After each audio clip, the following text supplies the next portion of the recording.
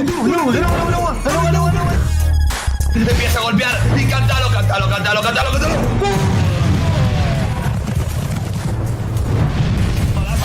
Pero conecta y se la dio. Connecto! What is up, everybody? Welcome to the No Tilt League. Day number 11, group number A. We are looking pretty good. How is everybody doing today? Hopefully, oh wait, nope. Let me get the clean feed over here, so everything is gonna be good. Let me just all right. For some reason, the clean feed went off of my phone. All right, so let's have that over here so we know when to change the screens. Hopefully everybody is having a good day. Let's take it to the outline of the No Tilt League. 16 teams, 2 groups of 8, home and away round robin format. The bottom team from each group will go to regulations. Regular season from May 16th to July 1st. Playoffs 3rd, 4th, and 5th of July. Match format. Set 1, 2v2 with bands, best of 3. Set 2, King of the Hill, best of 5. And set 3 is a 1v1 with bands. Overview, the playoff format, double elimination brackets, the final, the winner of the loser's bracket versus the winners of the winner's bracket. Winner of the loser's bracket must win 2 matches to become champion. I talk pretty fast, don't I? Just a little bit. Prize pool. First place, $5,000 US. Second place, $3,000 US. And third place, $2,000 US.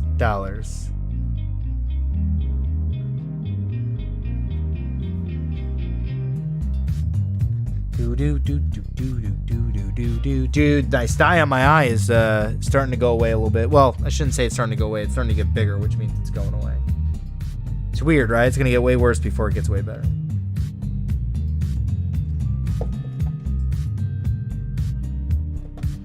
How is everybody doing today? Great day for some no-tilt action. Let's take a look at the standings for Group A. We have SSG Academy sitting at 8-2, Arena Quesito at 6-4, Clash at 6-4, Chivas Academy at 6-4, Estorm ZERØZONE at 4-6, and Team Samurai and OsDeSorte at 3-7. Currently, OsDeSorte is on a roll. Team Samurai struggling a little bit.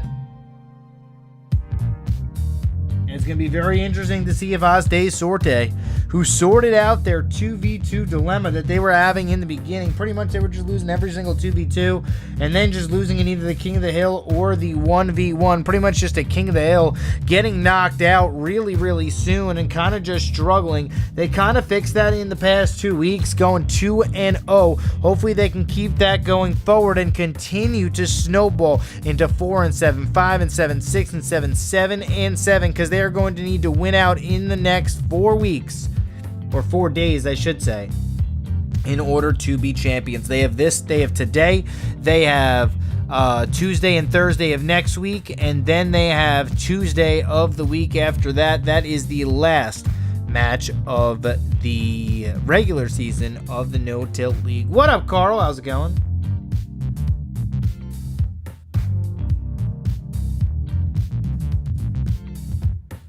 Estorm versus Clash.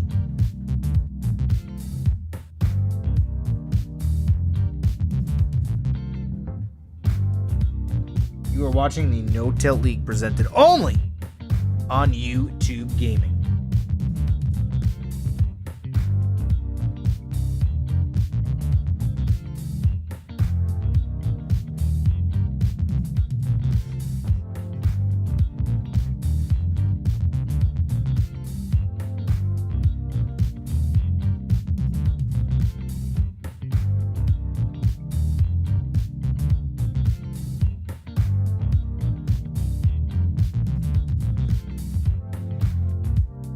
Storm Gaming's roster: Ali, V2, Felix Del Grande, Exodio, Matthias Mazzori, Cal Deer, and Sergio Termino. Sasha as the coach. And Clash YouTube channel: Clash, Ice, Avon, Kakashi, Mattia, John 77, Sergi Pro, and Adri8 as the coach.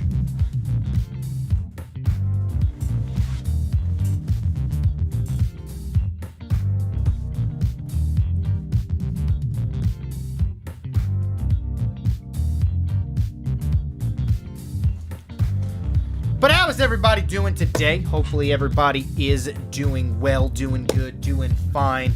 Today we had a couple of issues over at the farm, but we're taking care of them.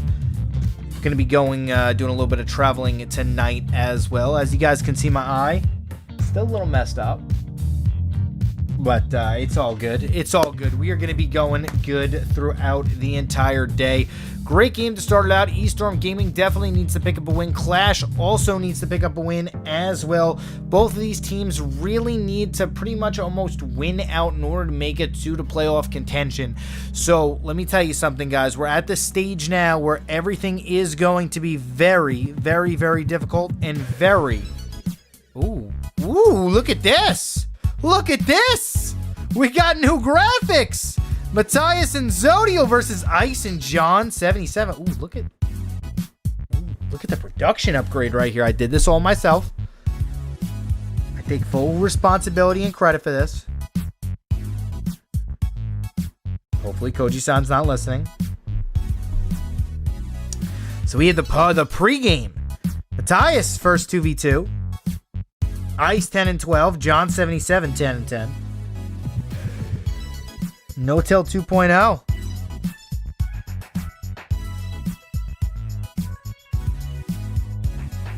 What's up, Tio? And Chetton, my new favorite caster, to be honest, maybe the Italian. I don't know. Good luck to the teams today. Darren. Hey, how you doing?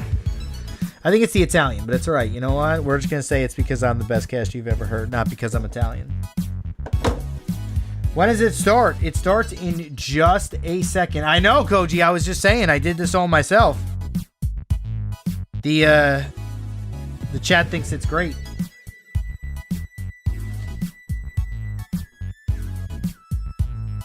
New graphics are pretty good. This is amazing. What's up, Benjamin? You guys like this? The pregame? Imagine if they do this for the King of the Hill in the 1v1. Ooh, imagine. Do they have King of the Hill in 1v1? That is the question. Here we go. Matthias and Zodio versus Ice and John. What's up, Roy? How's it going, everybody, as we slowly start to pick in?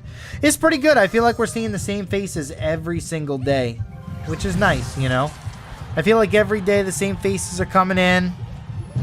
It's very nice. I thought I am from the USA. No, I am. They call me the Italian Stallion from the USA. What up, Void?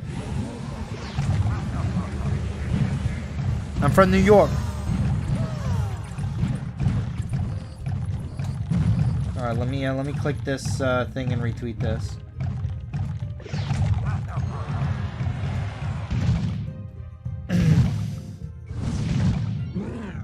Rocky. Listen, Rocky took its name from me, right? I was born before Rocky was even made. Accurate. What's up, Try? Goblin Band. Ooh. Yeah, Goblin Band is super unusual. $1 million. All right, here we go. Yo, somebody was like flaming me the other day or yesterday on Twitter about something. I don't know. He was like butthurt or something. I swear, honestly, people are so upset that I literally do not care and say cards are trash when they're trash. I tell people the things that they're thinking but are too afraid to say. And they're like, oh, and chatting's going to stop if we tell them to. No, I'm not. Oh, the balloon on the left-hand side. Balloon-rooski taking the tower down to 11-02. Musketeer is going to get clipped down and go on offense. One core skeletons are going to be good to go. Only one shot onto the tower. What do you think is the worst card then? The worst card in the game? I don't know. I feel like everybody who likes 2v2 hates me. Honestly, I feel like everybody who plays 2v2 hates me. Because I literally say that this game mode is not enjoyable. My Prince is epic. My log is epic. Oh, log is legendary, sorry. My bad.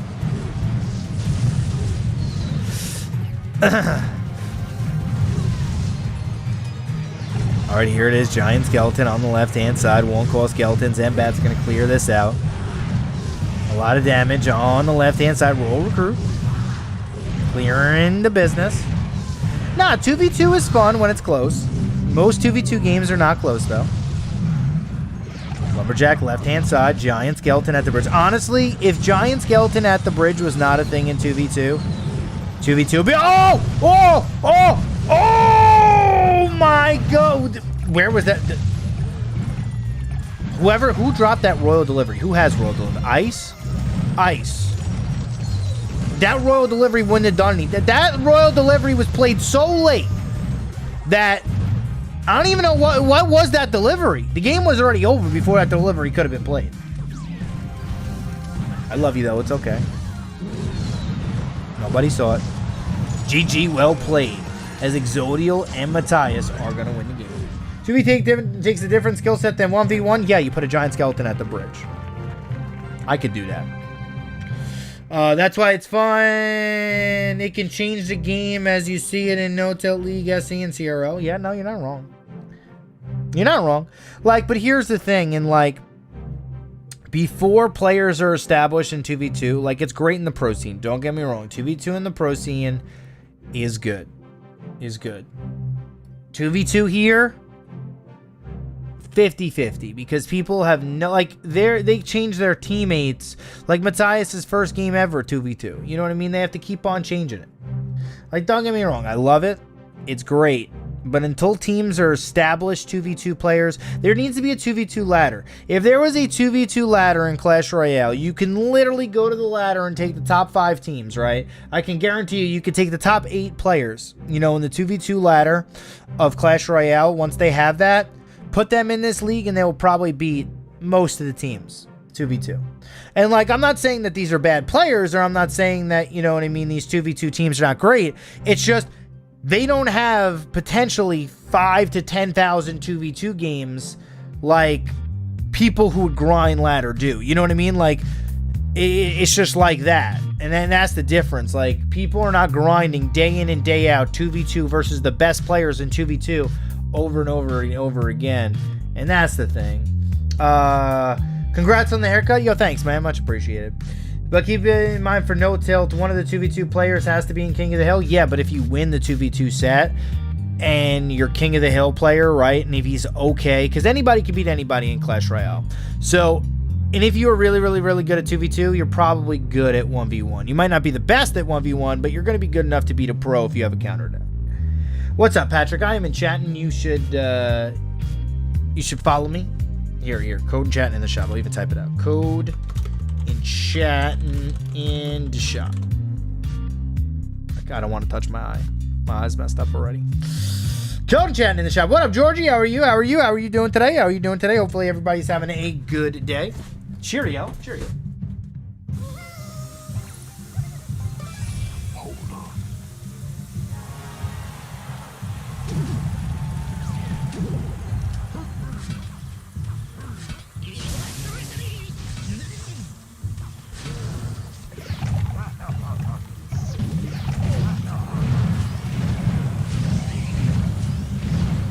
We go. Game number 2 of 2v2.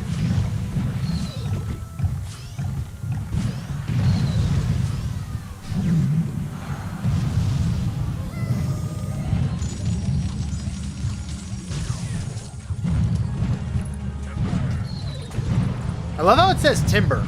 Did you guys know that the lumberjack says timber? When is hashtag coming back from trying to use my hashtag jersey for once? Yo, Ethan.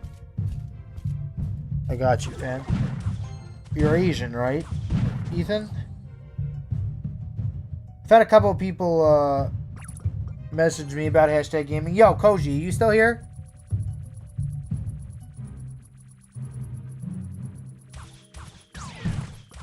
The hog says, Hog Rider! Tia was like, you're now my favorite caster of all time, even though you already were, because you could say that. It's okay. Alright, here we go. Giant skeleton at the bridge. Like, that's the thing. Like, giant skeletons at the bridge is just makes 2v2 not fun.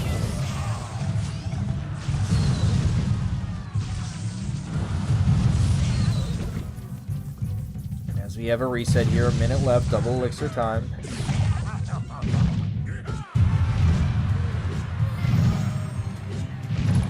What's my favorite emote? Goblin on fire, probably. Lumberjack. Gonna take 2 shots off of the mini P.E.K.K.A at least. Miner sneaking in range. Mini P.E.K.K.A gonna get 1 core skeleton down. No big deal. Tower's gonna finish it off. As we have a reset. Earthquake coming down bottom right hand side. Hog Rider is gonna fall. As once again we have another reset. Lumberjack right hand side. Musketeer down as well. Hog Rider trying to sneak through. Royal delivery coming out. Hog Rider getting frozen. Hog Rider 1 shot onto the tower. Bats doing a little bit of good work here. Oh my goodness. Here comes the balloon. On the right-hand side. 1 shot onto the tower. 2 will end the game. There it is. GG, well played. As just like that, Exodial and Matthias winning pretty clean in the 2v2 set. Estorm Gaming coming out hot in the first matchup of day number 11. Group B. This is a big game for Estorm Gaming. They really need this to get back into the standings. I think they are 4 and 6. 5 and 6 would completely change everything.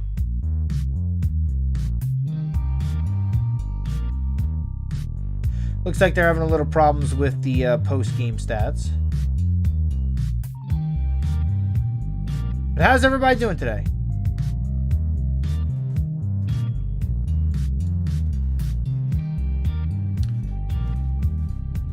I want Estorm to win this match, really? Oof, my Italian brethren from Clash won't like to hear that. Should I buy the Valkyrie emote offer in the shop? Maybe. Doing good, Sandy. Hopefully you're doing good. Or should I say, I mean, you just said you were doing good, so I know you're doing good. I'm doing good. Which means we're both doing good.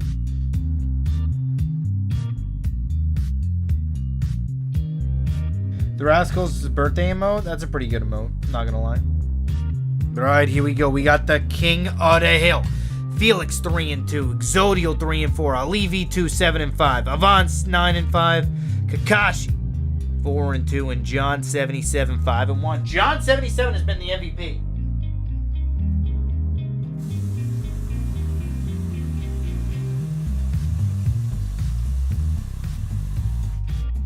He hasn't needed to play a lot, but when he has dominated. Here we go. Avon is going to come out first. New King of the Hill layout. Yo, new King of the Hill layout is awesome. New graphics. I did these all myself.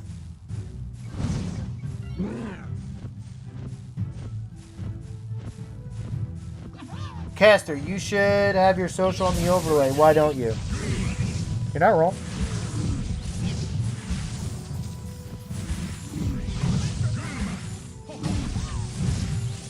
And Chatting TV on Instagram. Follow it right now. ENCHATIN TV. And Chatting on Twitter. Code and Chatting in the shop. ENCHATIN.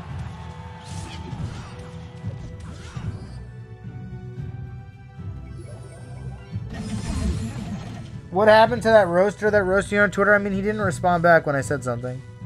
He just kind of just like didn't say anything, and I was like, well.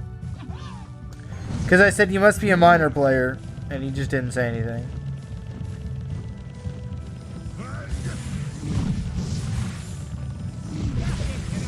He was probably like, oh my god, he actually responded to me. I don't know what to say now that I was speaking lunacy. Prince, left-hand side here. Gonna connect with the Lumberjack. Lumberjack is gonna fall. Prince is gonna fall as well. One core skeletons are gonna be good to defend versus the baby dragon. RG Mega Minion right hand side.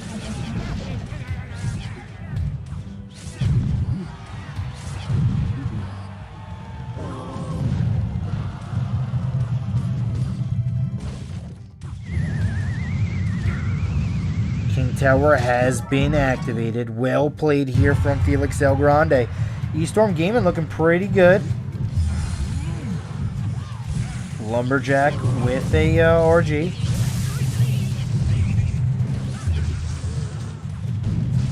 Lumberjack going to get one shot onto the tower, just adding a little bit more damage here. Brent's going to be good on the defense, but that is a very expensive way to defend this. RG right-hand side, Prince left-hand side. Prince going to get a pretty big connection here on the RG. Tornado is going to be good just to slow everything down on the right-hand side. Log. And one core skeletons. Well played here from Felix El Grande. Once again, another RG. There's going to be a Goblin Cage. No Goblin Cage played yet. Oop, there it is. Oop, there it is. Oop, there it is. Lumberjack is going to fall here. Baby Dragon is going to get Ice Wizard down.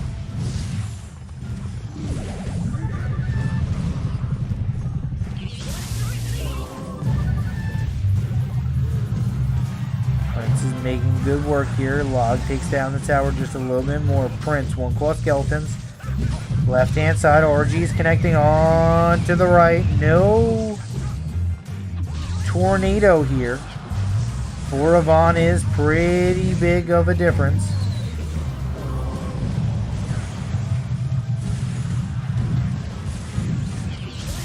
Just gonna soak one shot from the Mega Minion.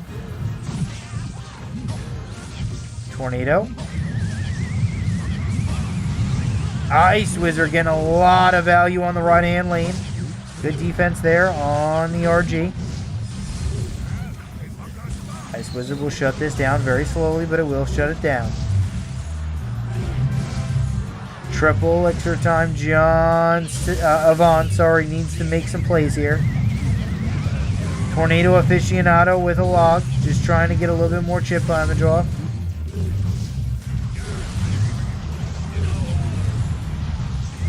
69 life left. 21 log. GG, well played. Felix El Grande going to pick up the victory for Estorm Gaming. Well played right there by Felix.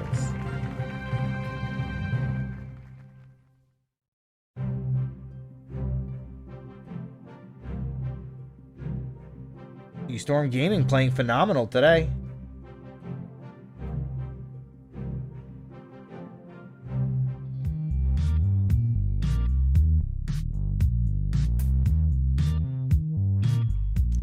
It looks like the post-game stats are broken for today.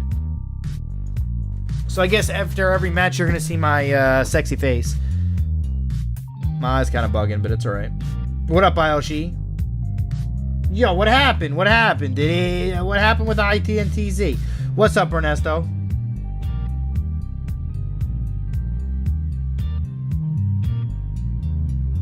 One day you'll be in No Tilt League? True. Dreaming is believing.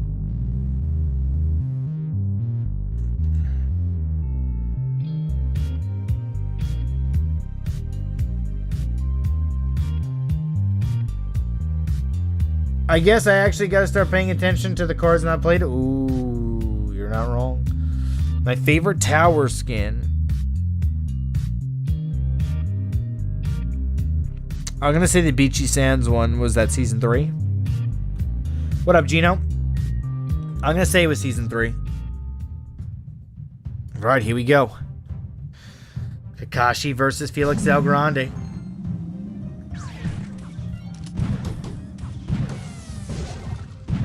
Already, I like the matchup. Two Larrys connected onto the tower.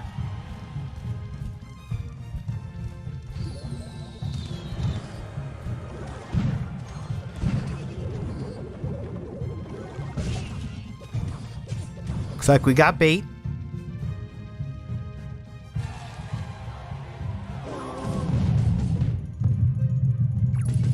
Log connecting onto the left-hand side.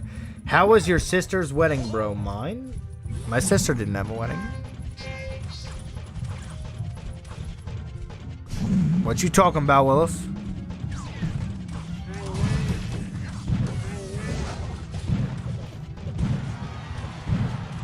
Giant Graveyard should win this, right? Skeleton Army.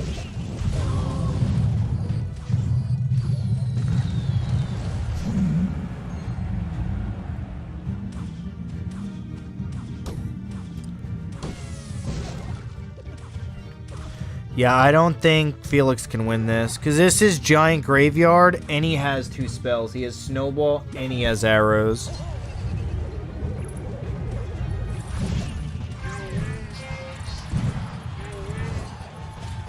Really over-the-top defense here. Dark Goblin Log.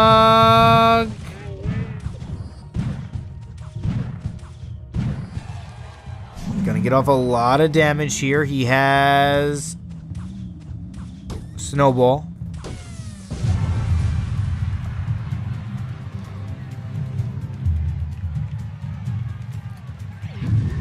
And there is the Giant.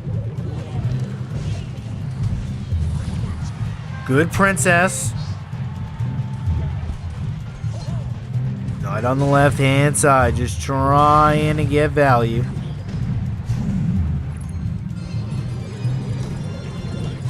Graveyard has been played.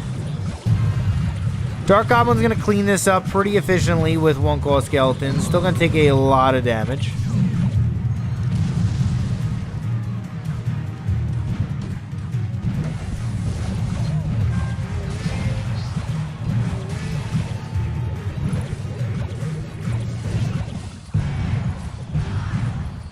Goblins just have been shut down way too often.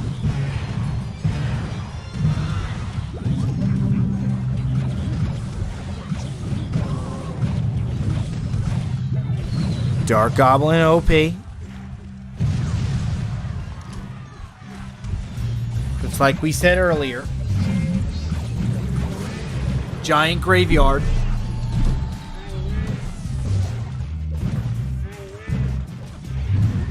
Has the matchup.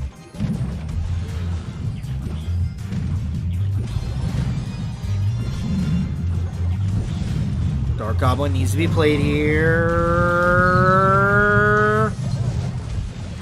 Oof. Oof. GG. Well played. It's Kakashi. Gonna take the win. Well played right there from Kakashi. Felix could not hold on. As Giant Graveyard just too strong, cycling in.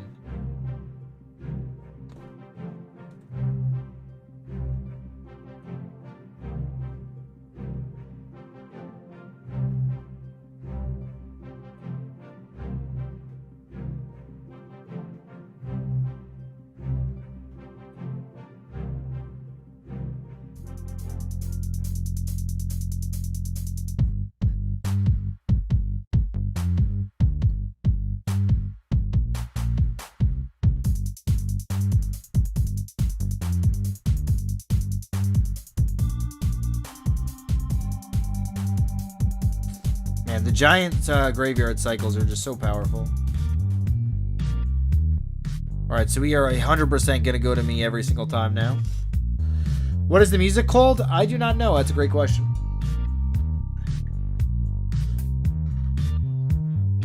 Do not know.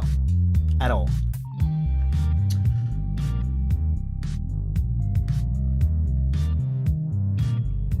Felix, aka the Expo one, the Icepo one trick. Yeah, he did win what? 3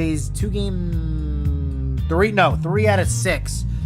2 days ago with Icepo, right? Is that what it was? Ivan from your country. What country is that?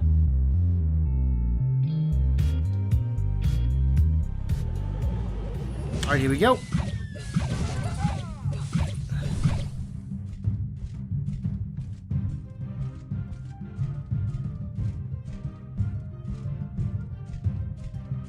Exodial versus Kakashi. Let's go. Bulgaria, nice, nice. What language does Bulgaria speak?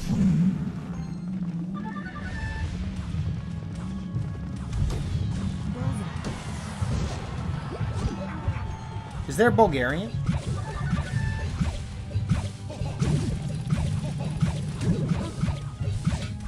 Uh-oh.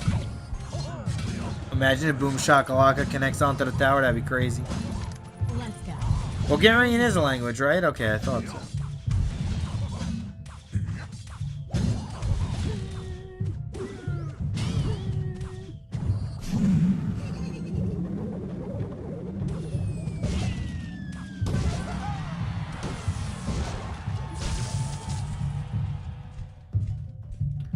And Exodio looking like he has this game under control.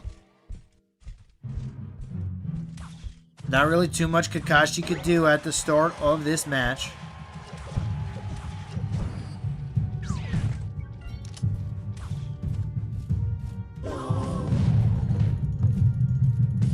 Yay. Just gotta wait for his perfect opportunity.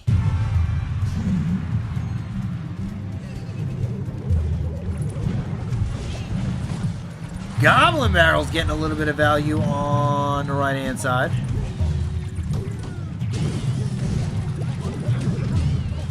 Miner getting a lot of chip off onto the right-hand lane here as well. Knight's gonna soak a lot. Dark Goblin MVP. Bomb Tower played a little aggressively. Not really gonna be able to do too much. Dark Goblin gonna get Boom Shakalaka down. Pretty interesting night there from Exodio. Kind of just sacrificed it a little bit.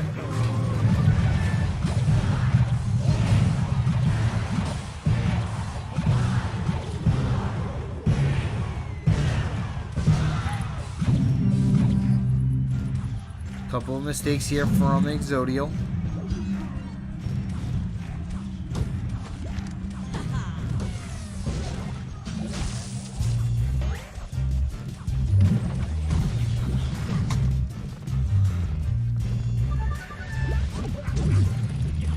Prince coming down onto the left-hand side. Princess trying to get some value here. One claw skeletons. Going to be able to just defend. 397 onto the right-hand side. Tower is left to go.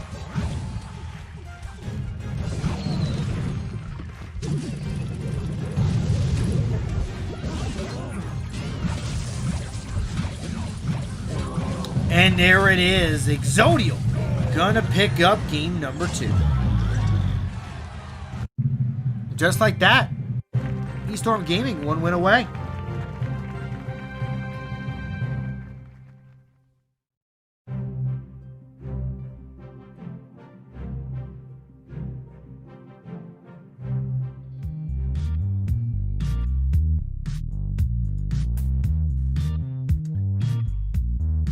You knew what? Kakashi's gonna win. Kakashi lost. And watch, I jinxed myself again. Ah, you jinxed yourself.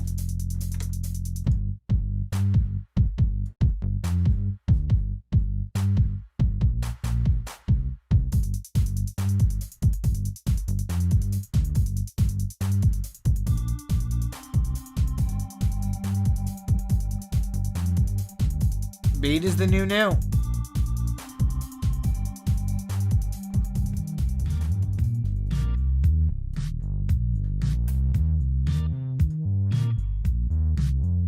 F in the chat for you? No, we'll never put F in the chat for you.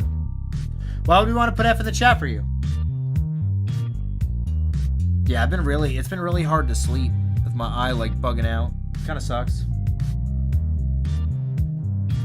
Well, I really shouldn't say that. Because I passed out like immediately when I got home yesterday. We went to bed. We got home pretty late. You jinx yourself twice? Well, jinx yourself a third time. Say who's going to win this next one. So just say the opposite. As long as you say the opposite, you'll always be good to go.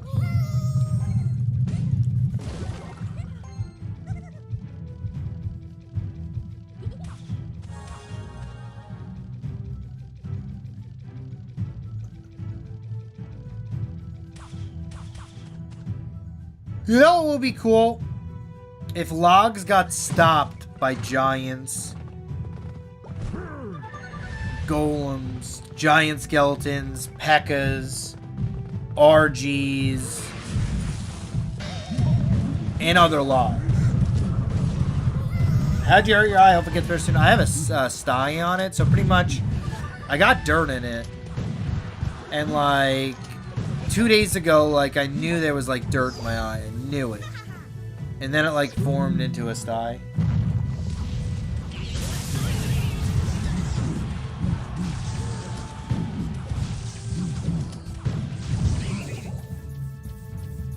If you eat a little too much, you feel like you're about to throw up, and I don't know if I should be concerned or not. Probably would get that checked out. John 77 versus 3 Muskies.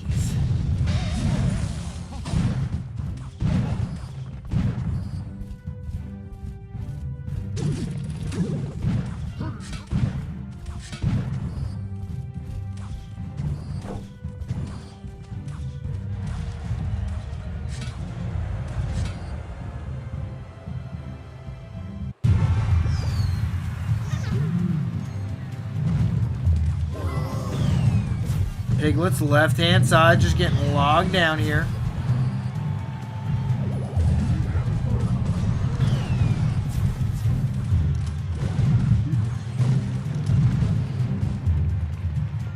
$502 life is left.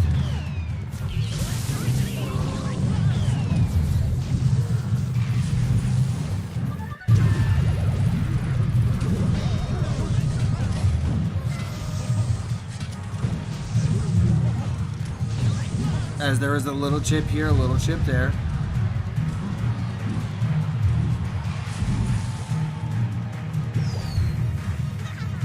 Hunter, Ice Golem, right hand side.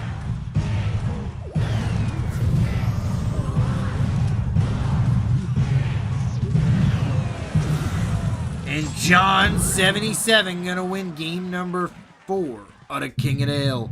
John 77, one of the best players on Clash. Could turn this around in a Jiffy Lube minute.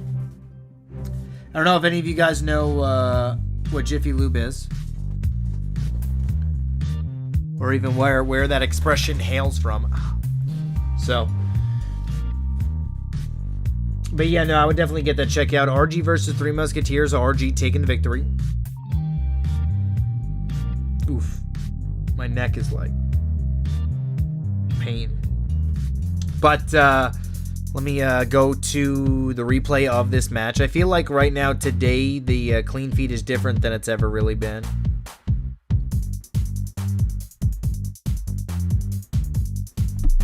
That last shot from the RG wouldn't even have mattered. I complete control the entire game.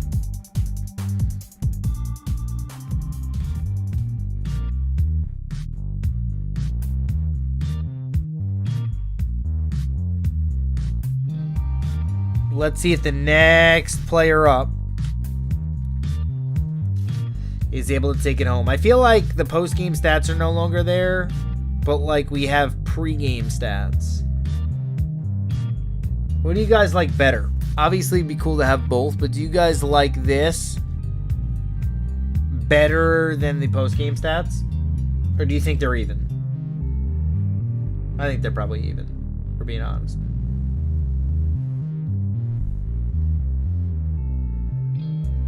Post game is better. At least it gives you something to look at. Here we go. Ali versus John 77.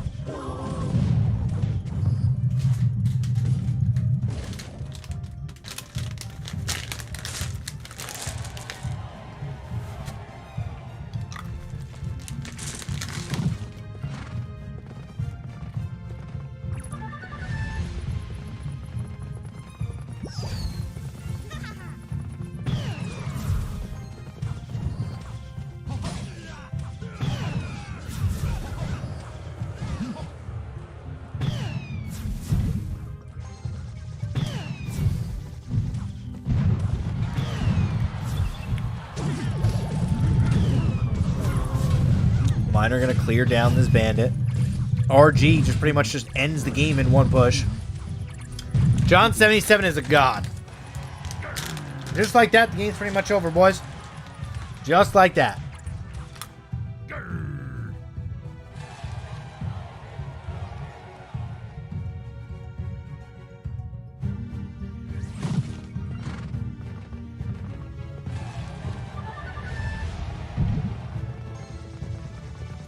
Huge mistake from Ali.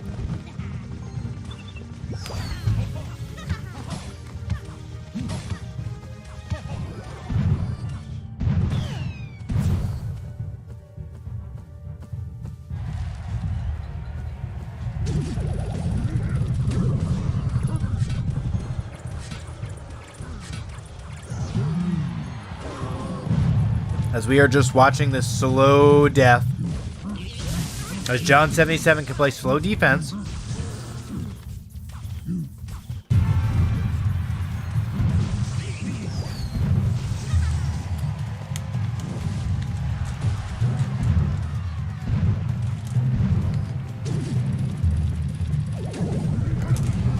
And here we go. Bandit right-hand side. Barbarian left-hand side. Prince coming out onto the left-hand lane. There's going to be Bats. Bats coming out hard with a flying machine as well. Double split here on the Royal Hogs. Flying machine going to connect onto the E-Wizard. No big deal here as the band is trying to get value. Huge firecracker play on the right. Pretty much clearing out everything. Flying machine left-hand lane here, 876 life as remaining.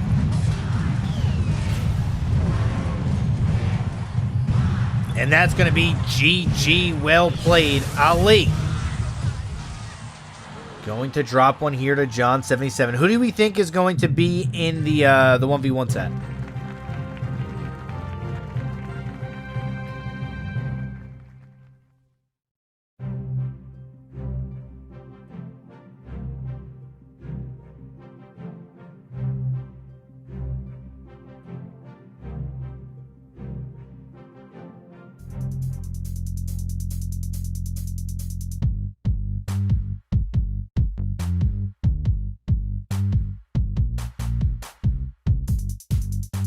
John and Felix?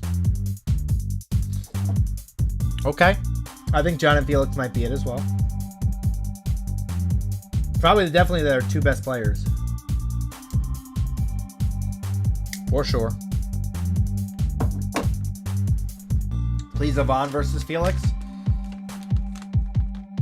Why Yvonne versus Felix? Definitely John 77 is the best player, by far.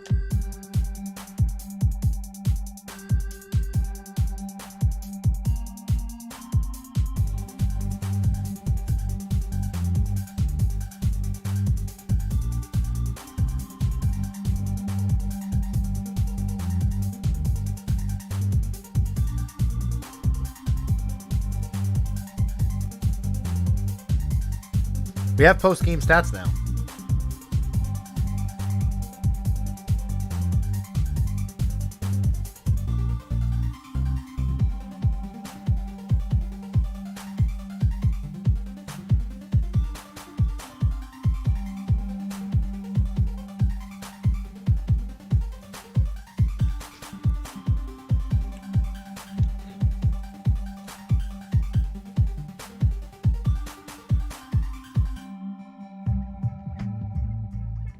I like this background music. I need to like figure out what it is.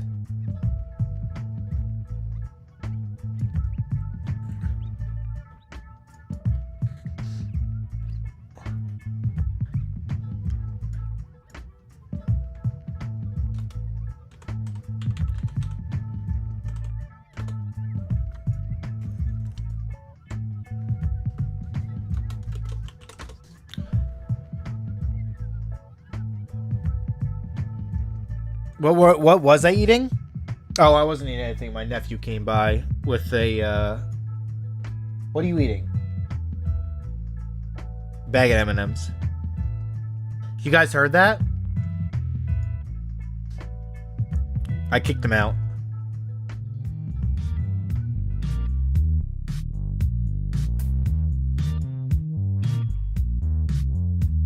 All right, the 1v1. Ali V2 versus John 77. Oh, sorry about that, boys and girls. My bad.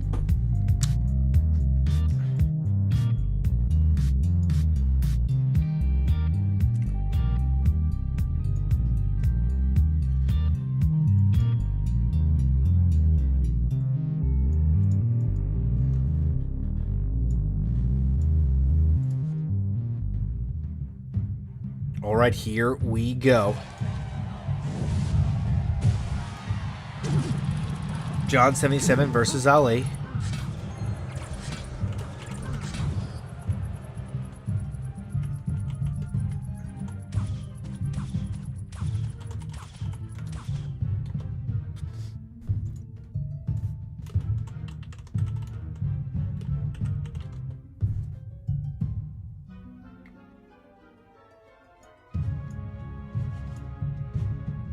As we have the slow play from both players.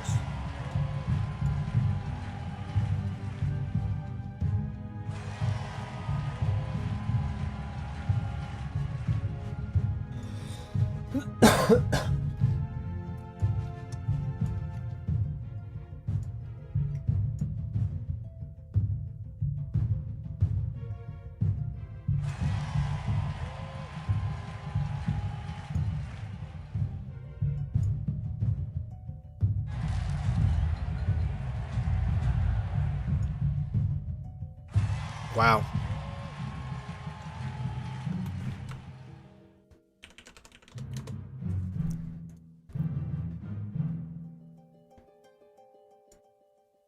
And as we wait, very, very slowly,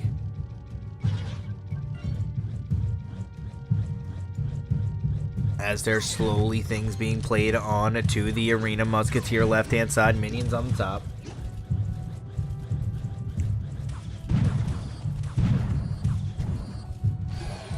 Ali versus John 77 into 1v1.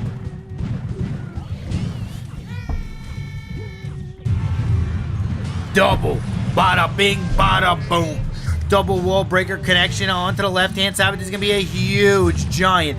There's a mini P.E.K.K.A behind it. Graveyard coming out as well. Raw delivery coming down. Minions are going to clear up everything. Late arrows. Not going to get too much value here whatsoever. And we have a reset. Mega Knight down left-hand side with double wall breakers. Mini P.E.K.K.A. He's just going to be the fodder. A double wall breakers connect on to the left-hand side tower. Can't even throw a giant down here.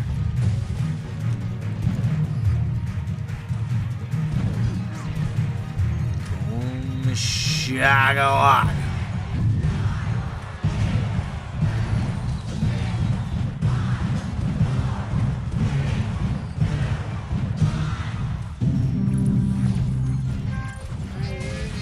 Bats as well here, just trying to get value. Pretty good, Skarmy. Oh, that's game over. What a play here from Ali. Giant, double Musketeers on the back end. There is no way you're stopping this. Graveyard coming out as well. Giant gonna get to the tower. Skeleton's gonna get to the tower. Where are the arrows? There they are. Wait, way late on the arrows there. Interesting, but it's still gonna be GG. 2 life left. Musketeer not going to have to end it. The bats are going to come in, and just like that, Ali is going to take a game from John 77. Well played right there from Ali, I have to say. Beautifully played. Giant got in. The double Musketeers connected onto the Musketeer of John, and there it was. Giant got down just in time. GG.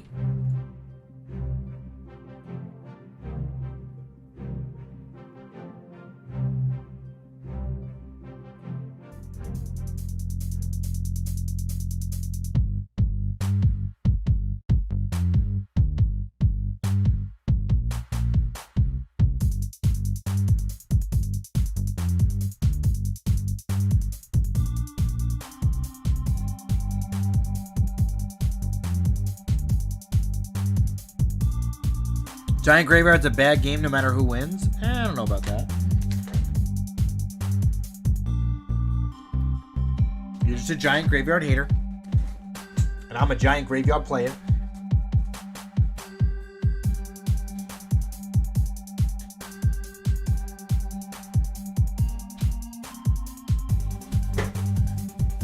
Long first match to start out the day.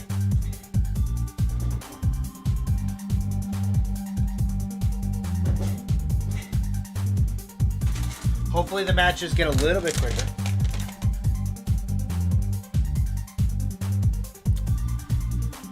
Ali versus John 77. Just got some water. Feels good.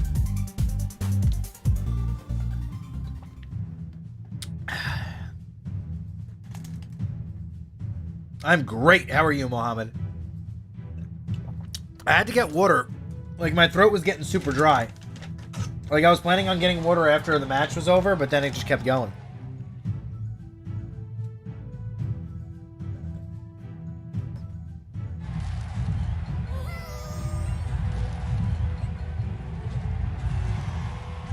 Good, man. Good.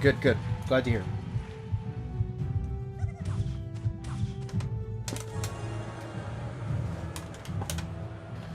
Call me Quasm? I'm gonna forget that. We'll see. Hopefully I remember it. Oh, look at this. We have the waiting game once again.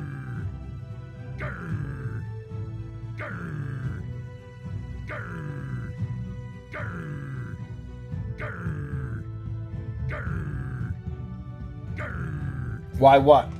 Am I gonna forget it?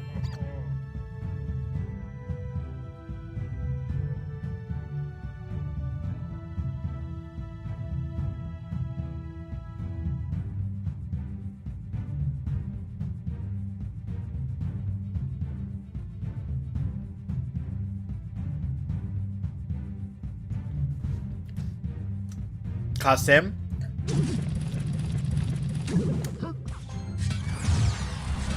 Why are you waiting with a miner? That doesn't make any sense to me. Like, who has a miner in their deck and waits the double elixir time? That doesn't make any sense.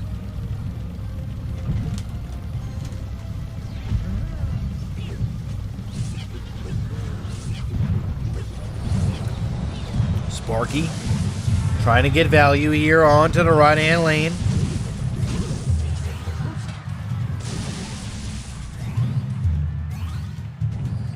It's going to get taken out late. Trying to figure out how to win this game.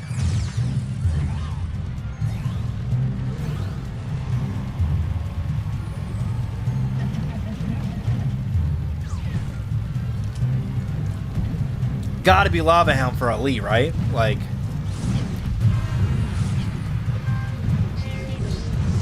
I feel like it's gotta be. Barbarians trying to clear it out in time.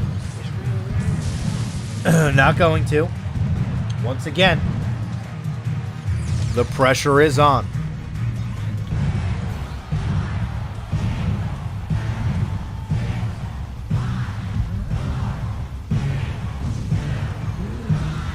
I don't think he's ever going to be able to drop down a Lava Hound. We shall see. Arrows. Arrows way too late. Sparky trying to get value here. That's game. Mini P.E.K.K.A. Bada bing! Wow, what a miner from Ali. Keeps him in the game, but just for so much longer. Lava Hound definitely has this matchup.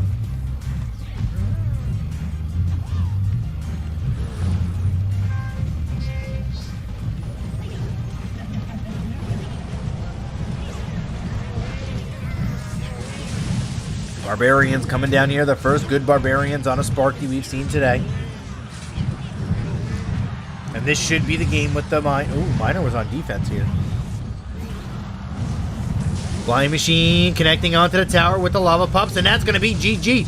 Ali and Estorm Gaming going to take down Clash. Well played by Estorm Gaming as they're going to get back into the standings with this victory. Yeah, that was one of those games where Ali just needed to wait until he was able to get down a Lava Hound, and then the game was over once that happened.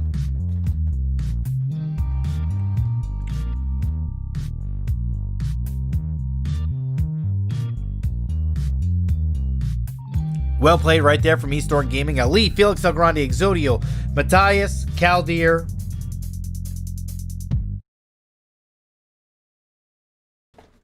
As we were like buffering. Is this, are we buffering though, or is the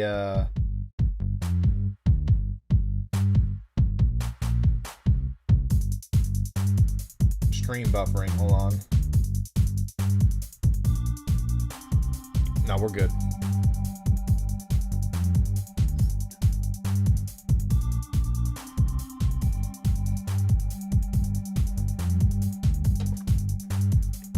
First OsDeSorte, now Estorm. Yo, Estorm Gaming is going to make... OsDeSorte has a big match today. Well, they have a big match every day. They can't afford to lose one more. Otherwise, they are going to be eliminated. As we watch the replay of this matchup.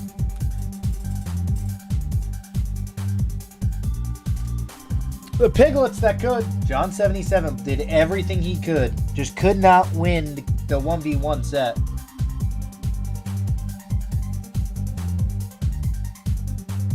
As Ali was able to best them. The double musketeers with the giant. This was such a great play.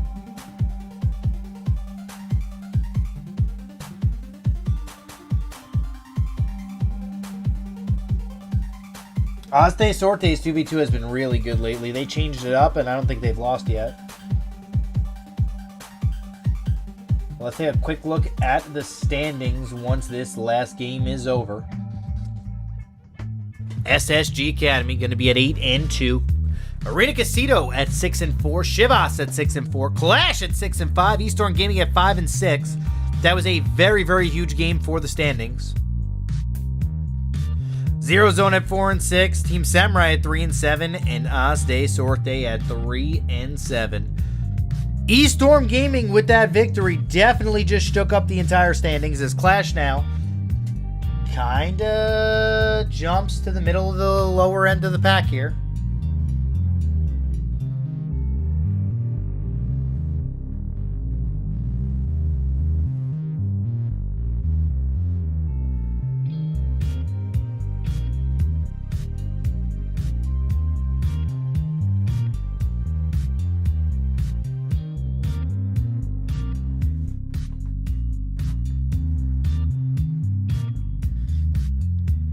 Am I jinxed? Well, you would have been right, but you didn't say anything for the John matchup, so yeah, I guess you are a little jinxed. But we're going to take a quick little break. We're going to be back in about 5 minutes with our next matches of the day. We have 4 matches today in Group A. Still have Arena Quesito, SSG Academy, Chivas, ZERØZONE, Team Samurai, and OsDeSorte left to go. I'll see you guys in about 5 minutes. Grab something to eat, get a little popcorn, go to the bathroom, and we will be back in 5.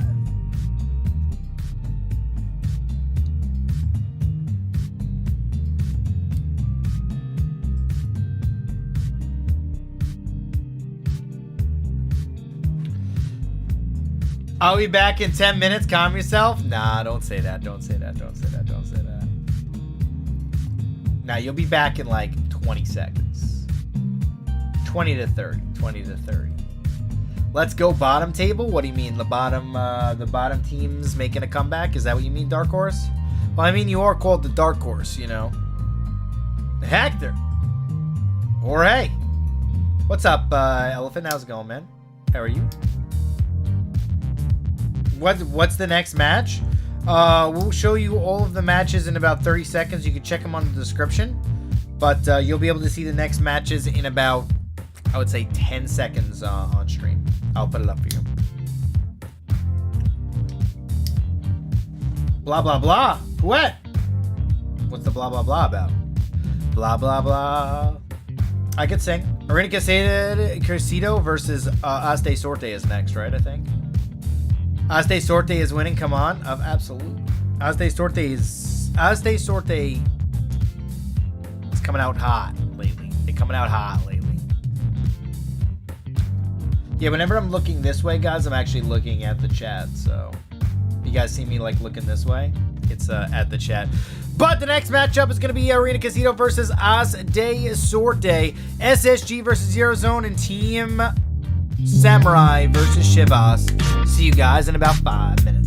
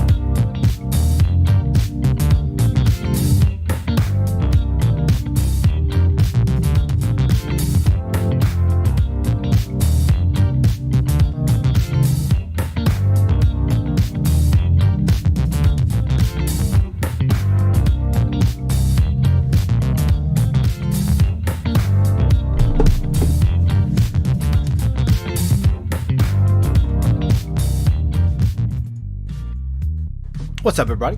How are we doing? OsDeSorte Arena Quesito is coming at us in a second.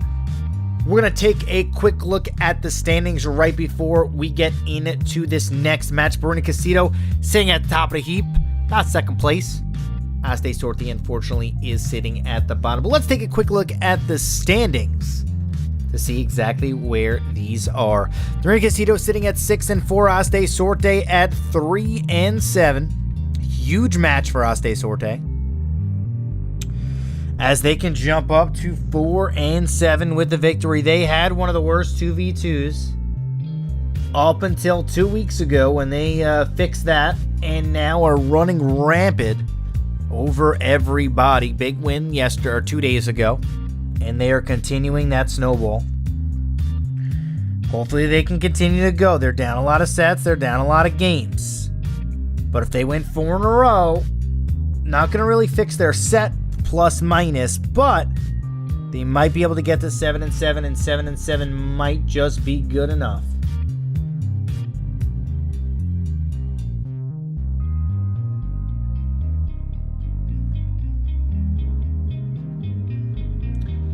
Still no cute female co-commentator. Oh, that's not good. Would you guys want me to bring in a female commentator? She would be like, the goblins, the goblins! And then I'd kick her out. And then have to do it myself.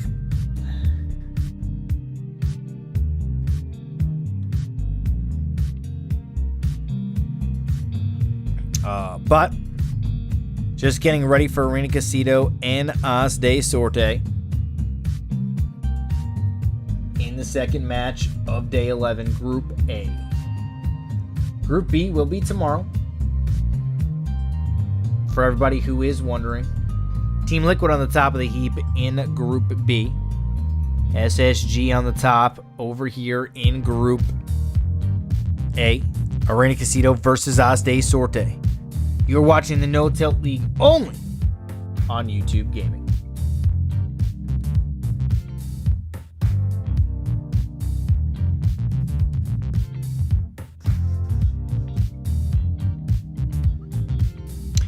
Let's take a quick look at the lineups for both teams. Arena Quesito YouTube channel, Team Queso. Franco Medina, Juicy J, Juan Manuel Nicolas, Shadow, T. Daniel, and Vodka as the coach.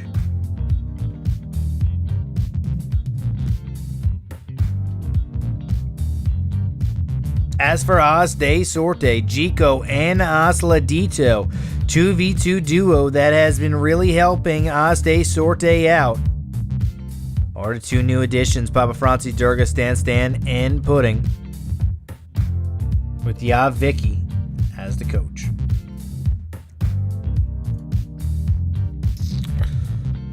Let's see who is going to be able to win in this matchup. OsDeSorte, seeing as how their set plus minus is so bad because they had a lot of 2-0s against them earlier on in the season, cannot afford a loss. 6-7 might be GG. What team is Royal on? Royal is on the Olimpo squad. He plays tomorrow. We're going to get right into this 2v2 matchup. Juicy J and Shadow versus Osladito and Jico.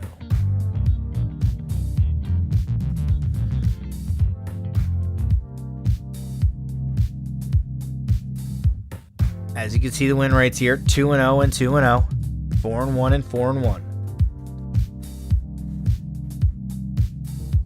15-9 for Shadow and Juicy J. Here we go. Osladito, Jico versus Juicy J and Shadow. This will probably be a really good 2v2 matchup. Going to determine a lot in the standings. This match is crucial. How long have I been playing CR? I've been playing CR since the day it came out from beta. I did not play in the Clash Royale beta, but I was playing Clash of Clans at the time. And then I jumped over to Clash Royale. Kind of never looked back. Kind of quick Clash Clans. Double skeleton barrel, left hand and right hand side. Yeah, pretty much. Can OsDeSorte secure their playoff spot, or will Quesito secure the playoff spot, or will OsDeSorte just stay alive? That is the question of this match. This match is actually a very important match. I feel like if OsDeSorte loses this, they're done. That's the thing with OsDeSorte. It's like you're so far behind in the plus minus that the only shot you have is to go 7-7. 7-7 might not be good enough, but it should be.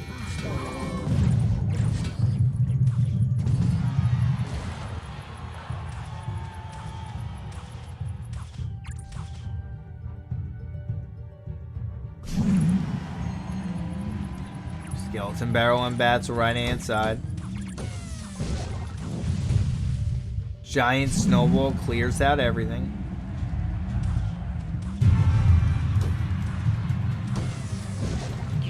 And another skelly barrel is played. Goblin barrel. Very annoying deck here from Arena Quesito, as they are going to continue to bait.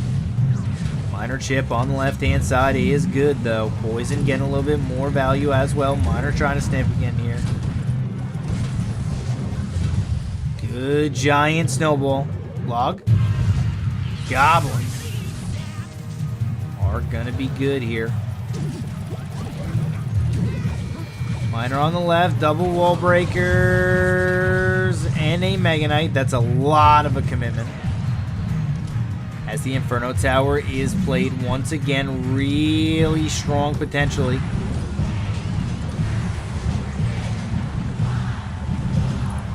Inferno Tower taking care of business here. Log. Ooh, Log was a little late there.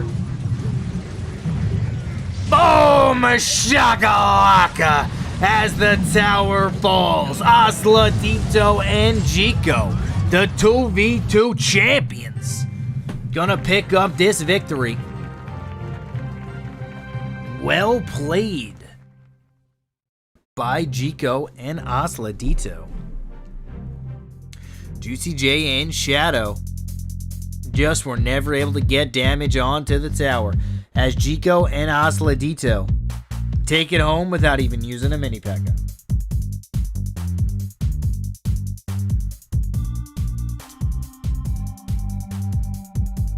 OsDeSorte had the E-Wizard, had the Log, had the Snowball, had the Goblins. Also had the Bats. Just had too much to answer. Juicy J and Shadow in 2v2. Let's see what's going to happen in game number 2. Juicy J versus Shadow. Or should I say Juicy J and Shadow versus Jico and OsDeSorte. OsDeSorte, though, I must say their 2v2 is playing phenomenal. Last, or 2 days ago on Tuesday, Juicy J was able to pick up all 5 wins for Arena Quesito, if I'm not mistaken. So he has been hot lately in the No-Till League. Game number 2 coming out in just a second. Let's see if Juicy J and Shadow could take home game number 2.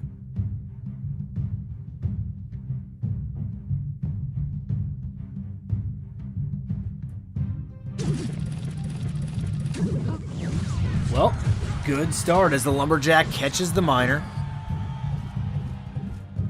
to start out the match. Kind of just a slow start to this 2v2. Kind of don't want to make one mistake, because the thing about 2v2 is if you make one mistake, especially early, the game is already over before it even begins. Wizard coming down here, Balloon. Gonna be able to get a connection onto the tower, and that's the mistake that we were talking about. A tower already almost completely dead on the left-hand side, and by almost, I mean it is eliminated. Lumberjack trying to get value here, but this is a huge push from Juicy J and Shadow trying to get the right and the left-hand side for this. Royal Delivery coming down as well. Hog Rider continuing to smash this tower all the way down. 14-22. But OsDeSorte coming out strong to start this off. Heal Sprite comes down here. Hog Rider doesn't get off too much value. OsDeSorte just needs to hold on to one of these towers.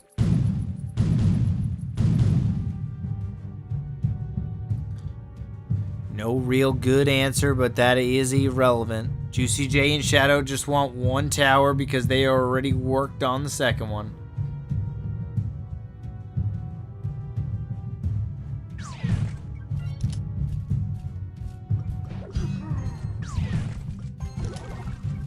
Who won the first game? You mean the first match? Estorm Gaming beat QLASH.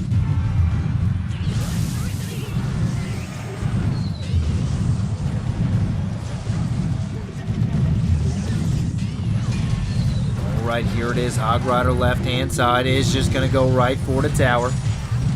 Freeze on defense is going to be good here. Royal Delivery trying to get value as well. Minor.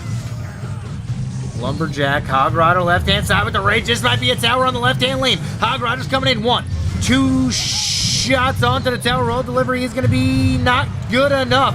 As the Hog Rider takes down the tower, and Juicy J and Shadow have answered. Mega Knight down all the way in the back, and now Osladito and Chico are in trouble.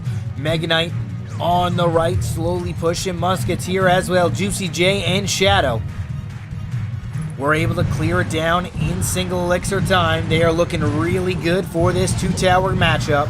Lumberjack is going to spew down the rage as the Hog Rider is coming in from the back. Freeze coming out with the Hog Rider. 2 shots. 6:44 remains onto the tower. P.E.K.K.A. Second hit the tower?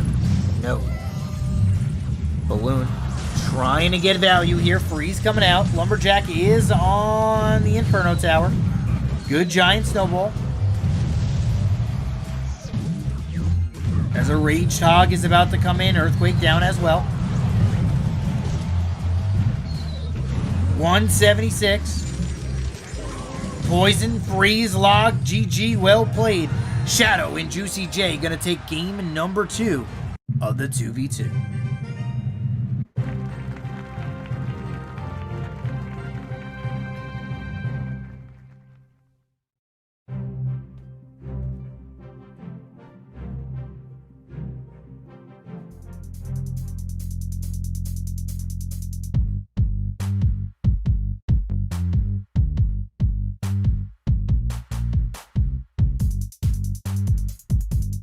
Alright, Juicy J and Shadow looked pretty good there in the 2v2.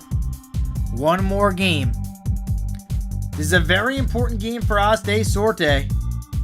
2v2. Every time they have lost the 2v2, they have just lost the match. Arena Quesito does have a very good 1v1 King of Dale. So Arena Quesito is going to have to play super safe in order to win this matchup.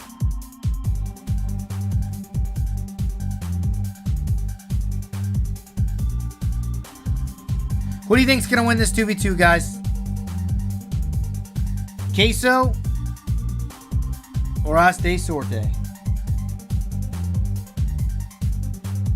We're gonna find out in about 5 seconds as we get into game number 3.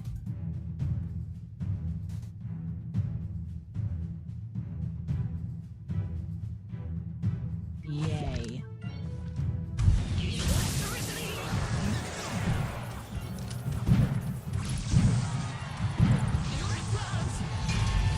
P.E.K.K.A.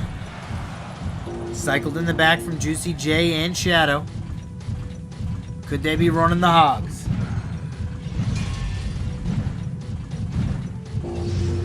People are thinking OsDeSorte are going to win. They have more to lose.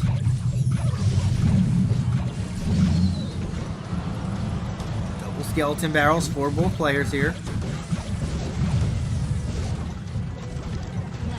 Skeletons on the right-hand side tower, taking a ton of damage. Boom shakalaka, Mega Knight left-hand lane. Goblins. Boom! Oh no, this is not looking good. And just like that, Arena Quesito has answered right back. 9:26 left onto the left-hand side tower.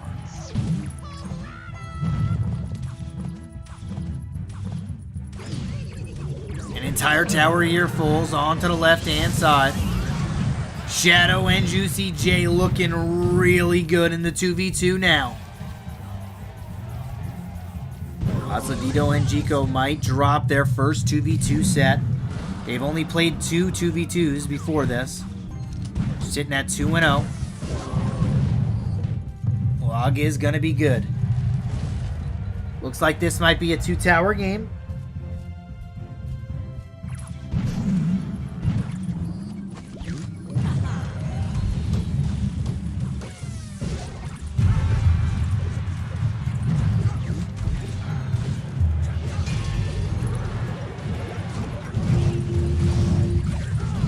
Once again, good defense here from Quesito.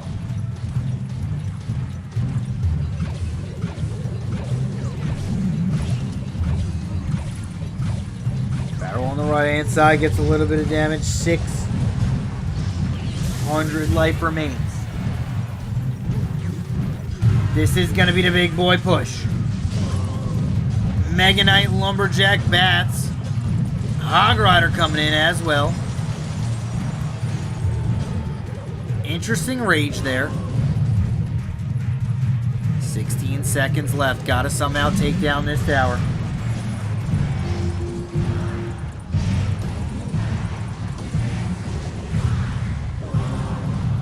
Poison Log Snowball will be good. OsDeSorte evening things up. Anything can happen now. Hog Rider coming in. Mega Knight connects onto the tower. Hog Rider takes it down to 310 life. Are they able to take the tower here? Log comes in. Earthquake will come out and end the game. 94 life remains. Snowball is out.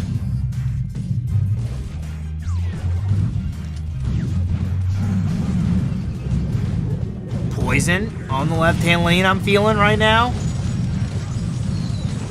There it is. Poison comes down. Well played. Juicy J and Shadow are going to take game number 3 of the 2v2 and put Arena Quesito ahead 1-0 in this match. Well played right there from Juicy J and Shadow. Got down a little bit, came roaring back, took a tower, and then held on. Was able to take the second tower and pick up the victory. Juicy J and Shadow picking up the win for Arena Quesito. OsDeSorte now in a very big hole. Must suck playing with your back against the wall the entire time. Stank Stan really does need to carry again for OsDeSorte.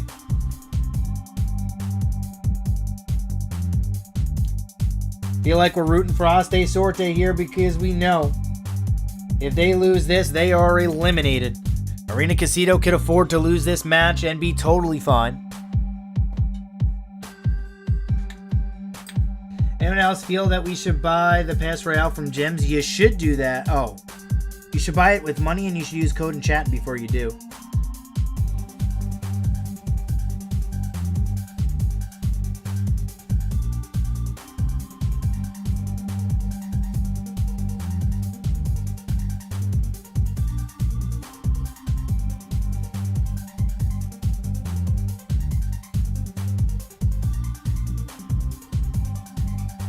Low stakes are actually a psychological advantage. What do you mean for Arena Quesito, right?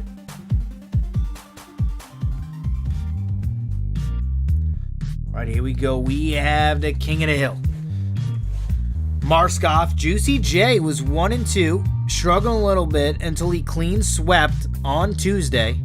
Let's see if he can continue that streak alive. Juan Manuel 9-9, 50%. We got Puddin 4-4. Osladito making his debut into 1v1s. And Stankstan 7-6. Pretty much did everything he could to keep OsDeSorte alive when they were sinking.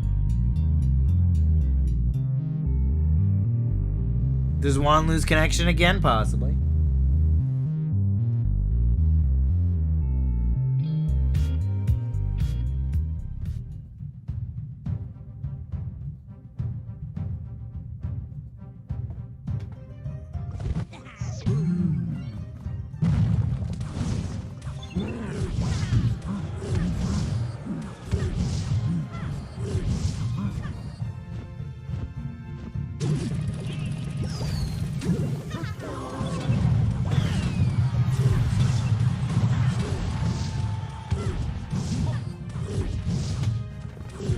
Dragon doing a little bit of work to the Prince here.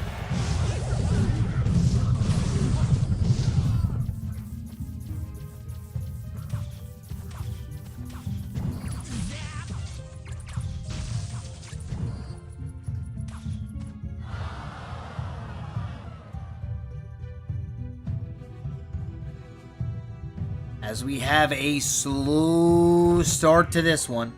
Puddin versus Marco SF.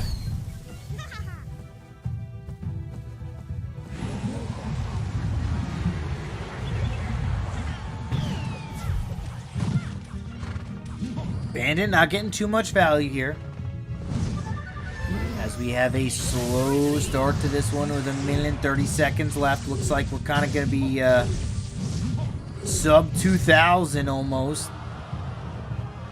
By the time Double Elixir kicks off, just sub 2,000. That's what I meant to say. Looks like 1767. Maybe the miner does a little bit of damage here and makes what I said correct.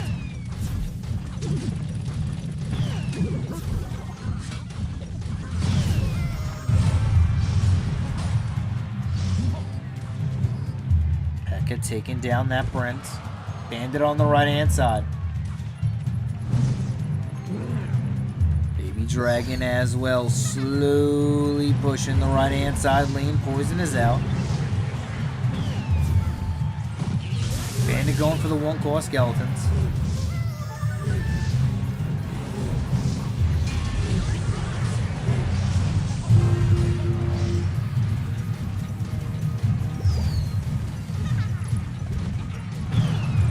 Great. Oh, great phase from the Bandit as the Prince was down too late.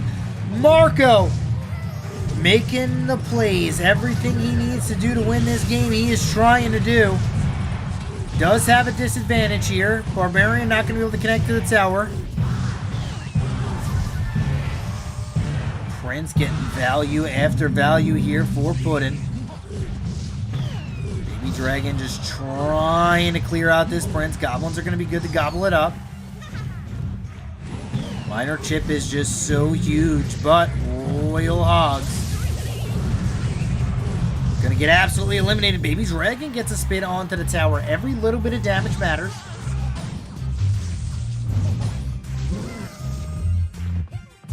Dragon in the back here. Prince gonna get shut down by a Bandit. Well played here from Marco. Poison on the right-hand side. The Bandit dances, and just like that, Marco SF and Arena Quesito are pushing through. They're going to be 1-0 in the King of the Hill now. Asladito making his King of the Hill 1v1 debut is going to need to start knocking off some Quesito players. Otherwise, we are in for a really rough time for Stang Stan.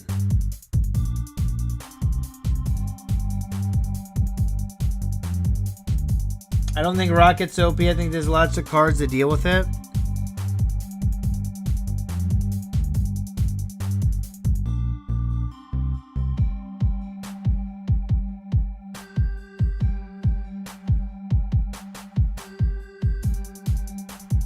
Not wrong. There should be a black hole card, though.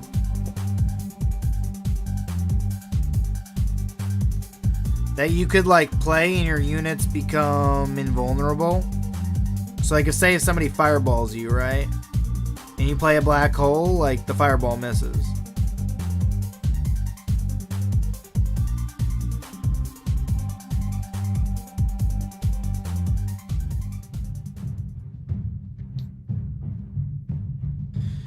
It is toxic, but another game that's kind of similar to CR has it.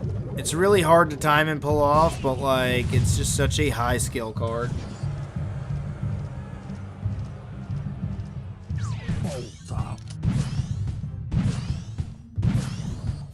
Nah, Counterspell wouldn't be good, but if Black Hole was for like 3 elixir, be pretty cool. It would only work for Fireball, though. I mean, it still would kind of work for Poison, but it wouldn't be as great. They keep on nerfing the tower damage roll spells. Black Hole with Swarm Troops sounds broken. Yeah, but here's the thing. Poison still, like, it's only like a 3-second or 2-second. No, it's a 2-second black hole, a 3-second black hole. So it's not like it's going to be a long enough time for it to matter. Like, Poison's still going to do a lot. It would take away like 3 ticks from the Poison. You know?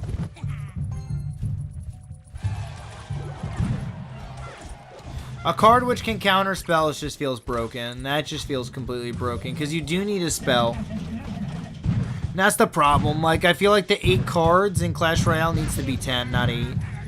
If it was 10 instead of 8, you could... There would be a lot of things that could be more viable in this game. An 8-card cycle just limits you so much. Like, you can't afford to have really more than 2 spells. The biggest thing with Clash Royale is, I feel, the biggest thing that holds it back is the 8 cards in the deck.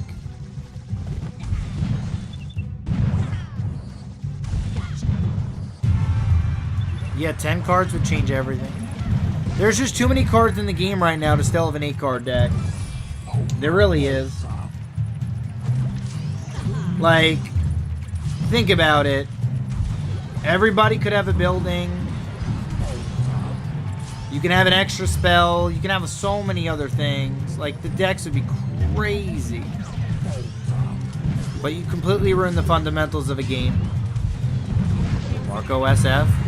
And Osladito kind of struggling to get anything going into this match.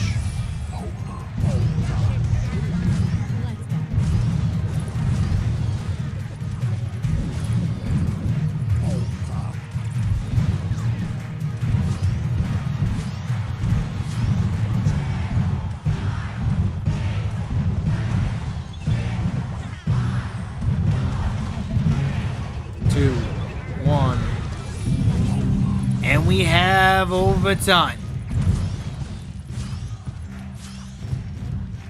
This is going to be a close match. Both players are playing great. Royal Hog's never going to be able to connect to the tower really too much here. Skarmy is just too strong.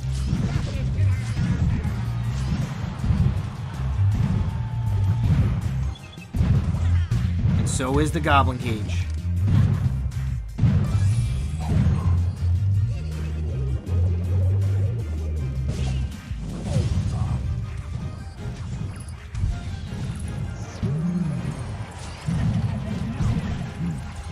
Yeah, it would just give the game a lot of variety. Like, balancing would be so much easier with a 10-card deck instead of an 8, I feel.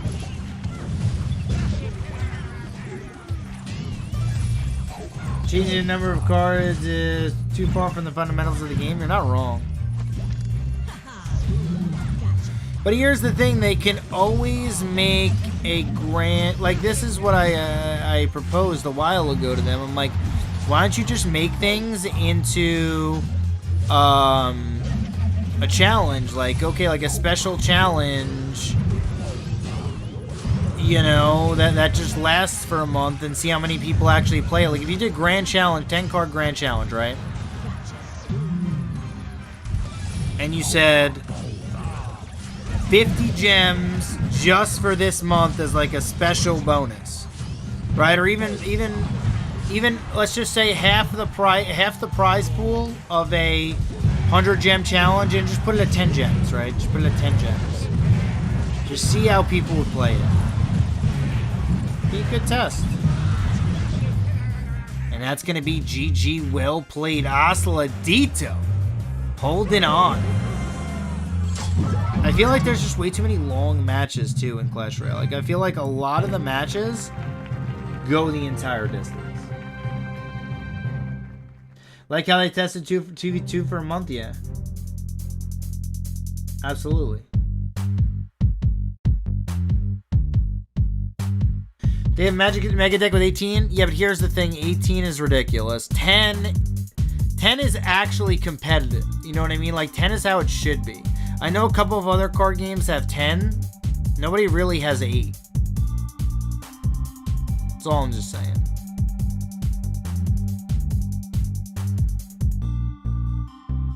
I never liked how they got rid of draws. I think they made it great because, like, here's the thing. We've had about 6 or 7. We've had about 10 matches now. Actually, I would say 25 matches in the No-Tilt League that have went the distance. And, like, if you had to replay those games, think about it. 25 times 5. We were looking at another 100 minutes of game. That's almost another 2 hours extra just because of those games. How about giving the players a choice between a deck from 8 to 12 cards? No, you can't do that. It has to be the same amount for both players. Has to be.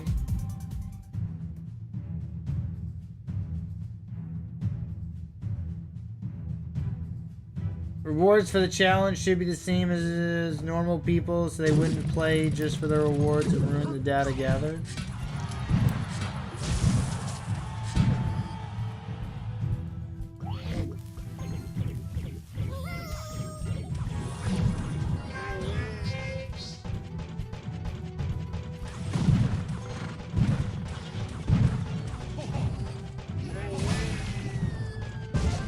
A lot of love from Spain. I chose to watch you instead of the Spanish-speaking casters. You rock. Yo, thank you, Element. Much appreciated. Why'd you choose me? Who's casting in Spanish today? Probably Koji-san. Terrible caster. Damn, you guys are going to clip that and show him. Don't do it.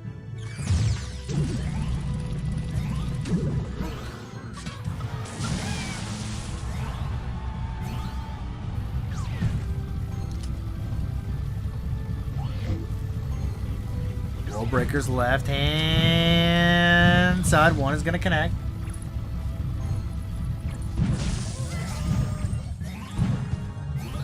That's the uniqueness of CR. 8-card deck is great. Game. The game is good, don't get me wrong.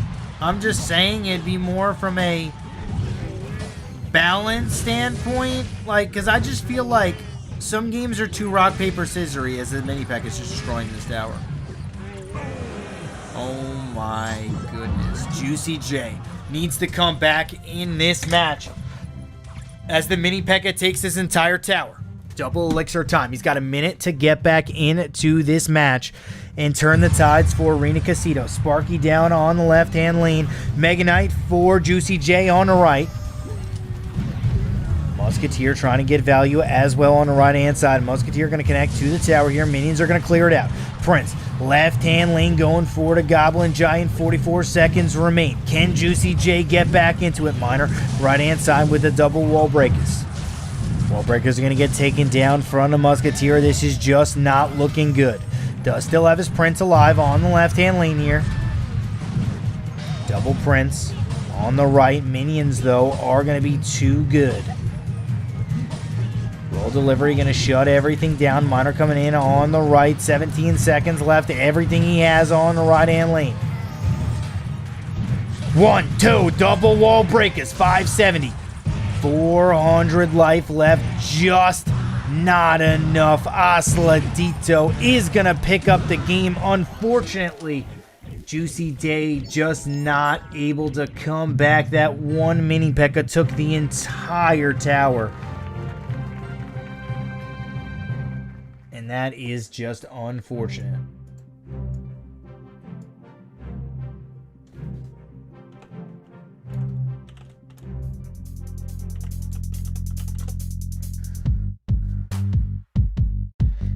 the post-game stats. Juicy J just not able to connect to the tower. Unfortunately, that one mini P.E.K.K.A cost him the entire game. Juicy J was rocking and rolling. Did have the counter, just unfortunately the mini P.E.K.K.A got through.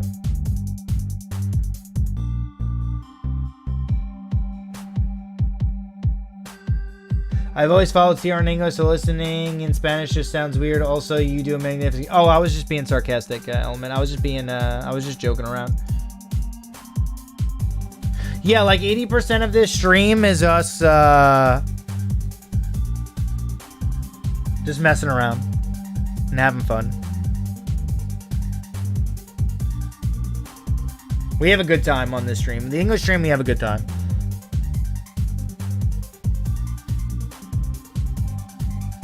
That really went over me? Yeah.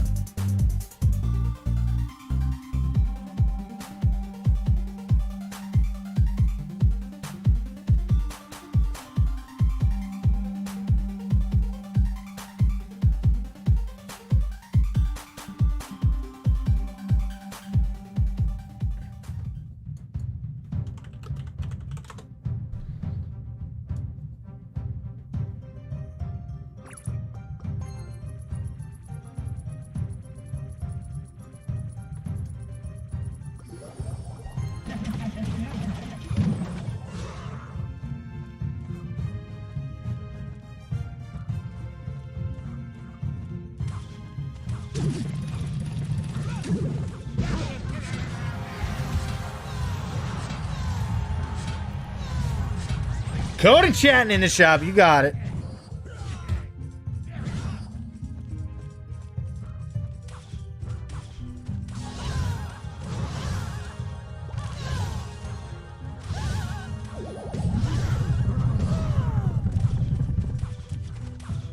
As we have a slow start to this one, Juan Manuel needs to figure out a way to get Arena Quesito back in the King of the Hill.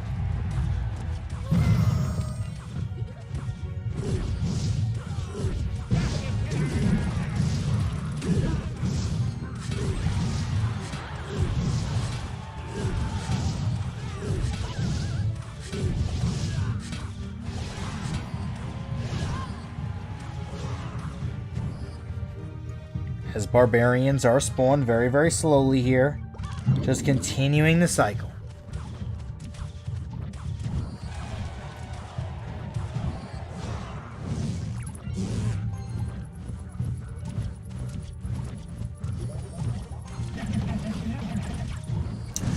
Alright, here we go. E-Golem, Baby Dragon. Battle Healer, Electric Dragon, right hand side. Miner trying to get a little bit of chip damage from Juan Manuel. Huge push here from OsDeSorte. As he is just absolutely punishing Juan Manuel here. E-Dragons trying to get a little bit of value here. The last two Barbarians. Valkyrie is going to be good on the defense. Just trying to stay alive here. Miner chip is good so far. Juan is choking? What do you mean? He didn't lose any damage on his tower yet. How is he choking? You guys say the dumbest things sometimes. Miner getting a lot of damage off onto the right-hand side. Balloon going to try to chip down this Baby Dragon. Just not going to do it. Valkyrie swinging away here. Miner in the back, getting a little bit of chip damage off on the right. Balloon is going to have to get Tornado back. 798 left onto the right-hand side. Huge push once again from OsDeSorte. Archers are the MVPs of this match so far. Royal delivery coming in, delivering the pain train. How did he defend? Maybe because Elixir Golem gives you a lot of Elixir when you kill it. Probably how you defend. He's out to have a plethora of Elixir here. Kind of leaked a little bit, but that is okay. He's gaining about a full amount of Elixir. Balloon trying to get value here, and it will. Tornado has to be played. Balloon is going to get depth damage onto the tower.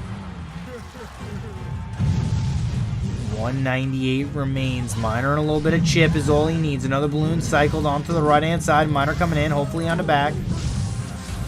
And there it is. 2, 3. GG, well played. Zap will end it. Juan Manuel and Arena Quesito, 1 win away from winning this match. Well played right there.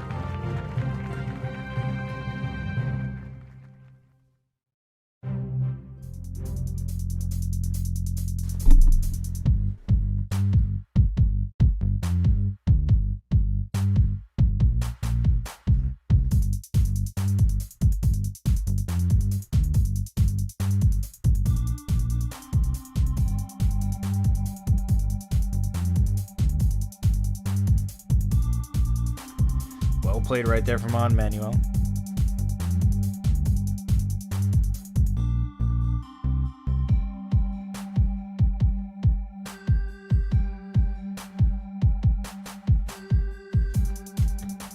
Not gonna lie, I can't root for Juan Manuel after his Twitter meltdown. He had a Twitter meltdown, did he really?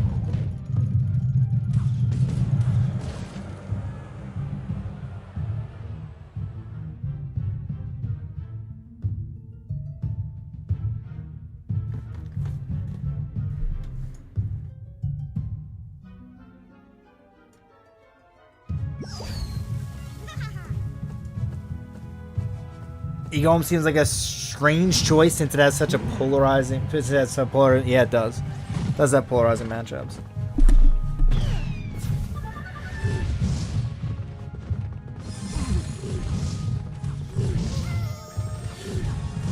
Prince on the left-hand side. Dark Prince is gonna shut that down.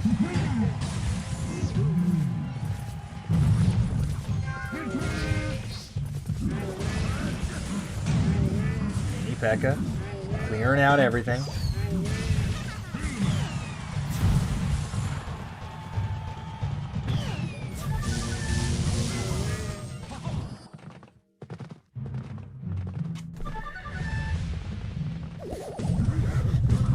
Prince gonna clear that down. Prince gonna get a connection onto the tower. Dang, Sand!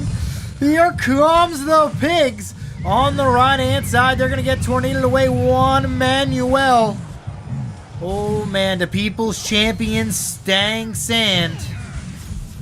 Single-handedly keeping OsDeSorte alive. Pretty much throughout this entire league.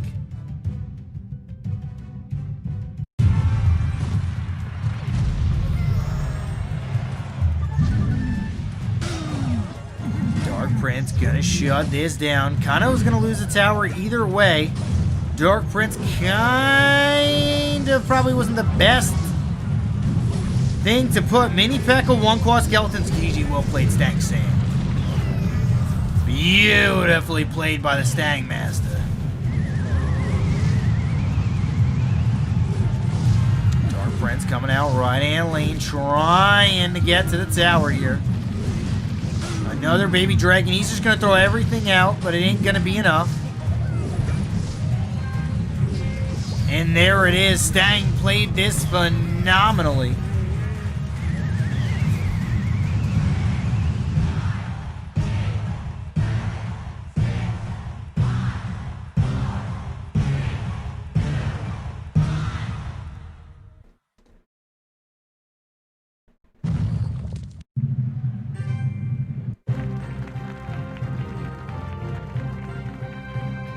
Stang played this amazing, and we're going to the 1v1. OsDeSorte is not out yet. Oh, man, fellas. This is OsDeSorte is fighting for their life Osladito and Stang San clutching up.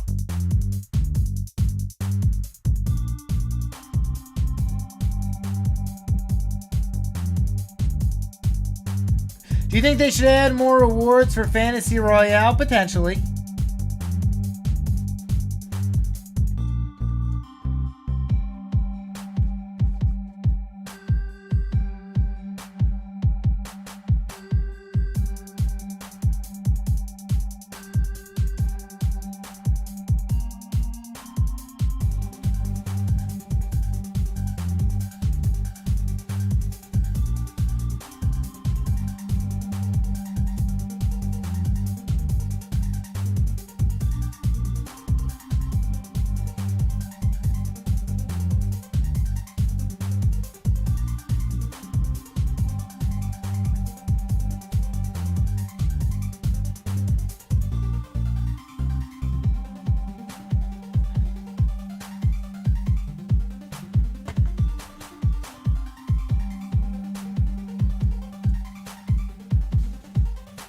Durgaz's been way too inconsistent. I don't think Juan will be in the 1v1. He's tilted. Who do you think is going to be in the 1v1?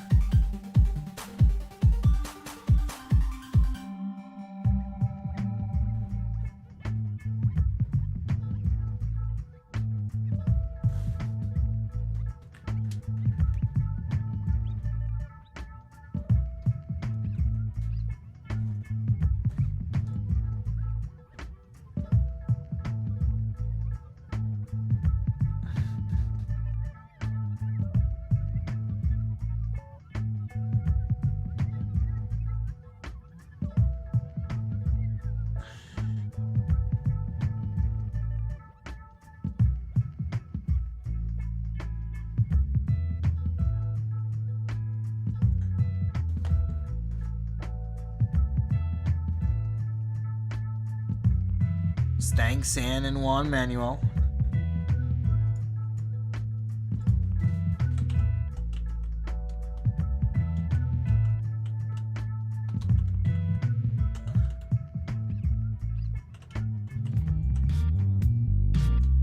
Ooh, looks like a timeout has been called. As Juan Manuel versus Stang San. Juan Manuel, look at that face versus Stang San. They're both giving you the grill. Woo! Who's like Stang San looks all business. Juan Manuel looks all business as well. This is a this is gonna be a good one. OsDeSorte fighting for their playoffs hopes and dreams. Arena Quesito just fighting to stay in the top 3. Pretty much almost cementing their playoffs. And here we go. Stang San versus Juan Manuel. Ooh, it's gonna be a close one.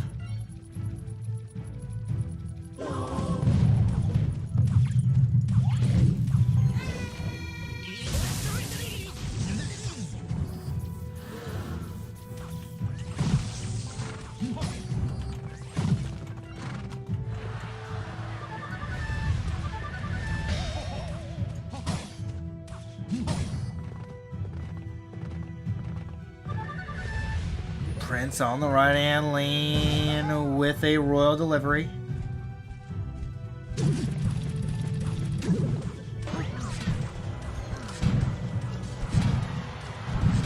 Musketeer gonna clear that out.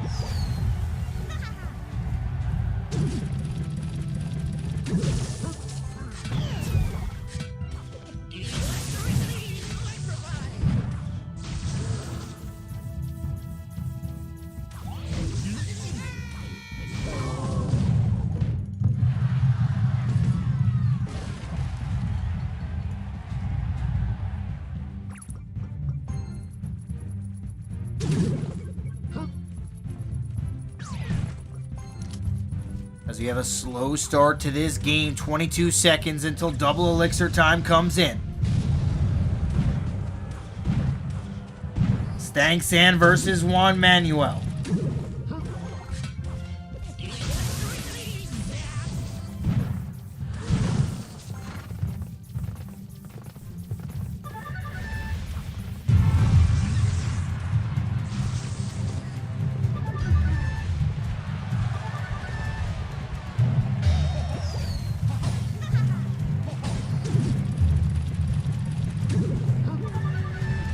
Ignite. Prince. Oh! Ooh, I felt that from here. I felt that from here.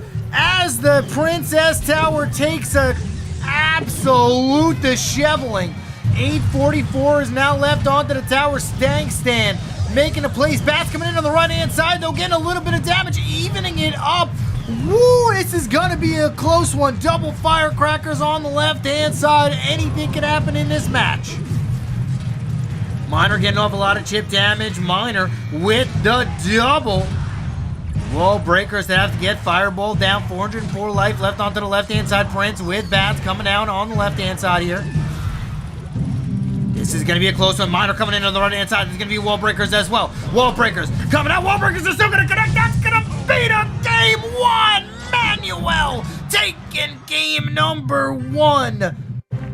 Whoo! Arena Quesito. Gonna pick up the victory in game number one.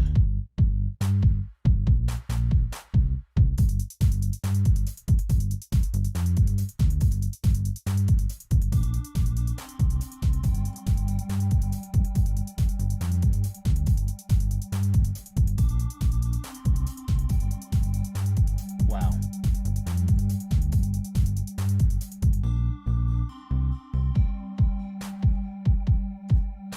That was a close one, boys. Honestly, that was actually really, really good.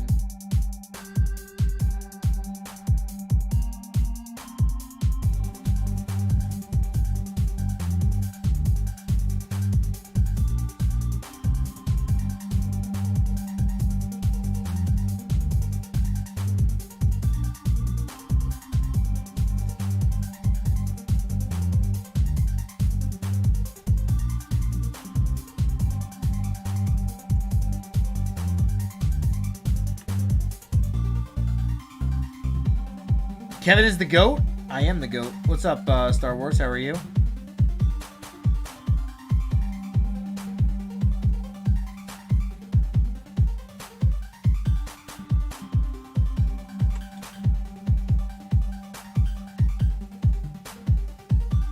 It takes like 2 seconds for Fireball to deploy, so it probably wouldn't even have mattered. Yeah, it takes a while for Fireball to deploy. Like, that's the thing. Like, that was such a close match. That's like one of those matches that's like just super close.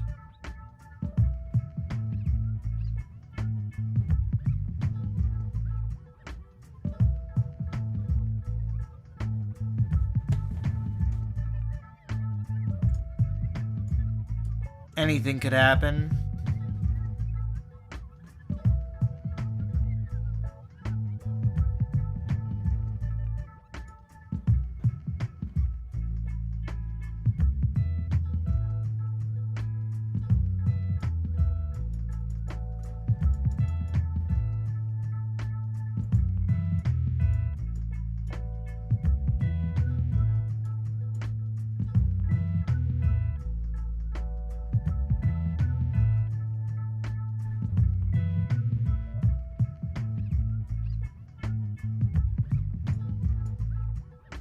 Kevin, show my haircut? Show your haircut in a second.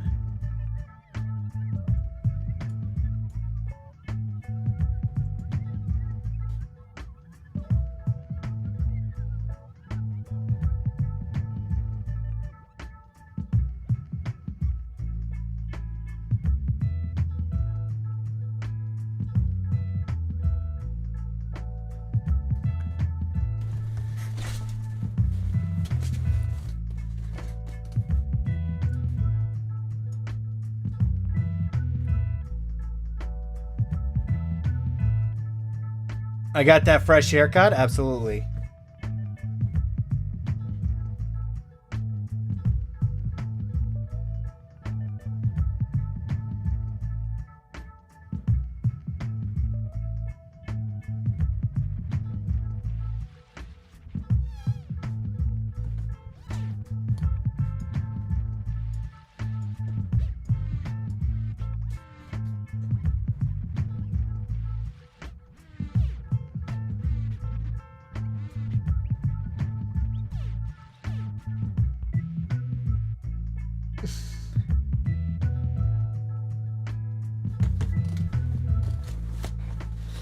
Let me show you the cut. I'll show you the cut. I'll show you the cut. What's up, everybody? Dan Marino. Ooh. But yeah, no, as they take a little bit of time here. And here we go, getting right back into the 1v1. As they are about to get off, Stang San versus Juan Manuel. Juan Manuel is a little bit away.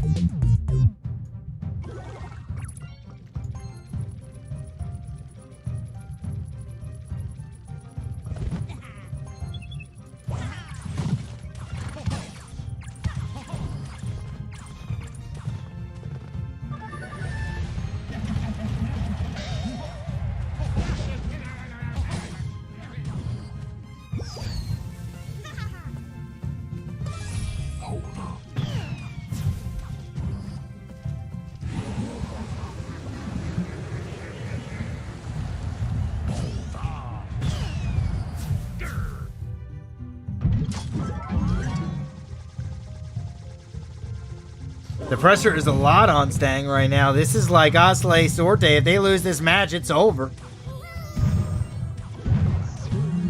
Oh no. Oh no. Juan Manuel has the entire family on the left-hand lane lock coming in. But the pigs are going to connect onto the tower. Flying Machine is going to 1, 2, 3, 4 shots onto the tower.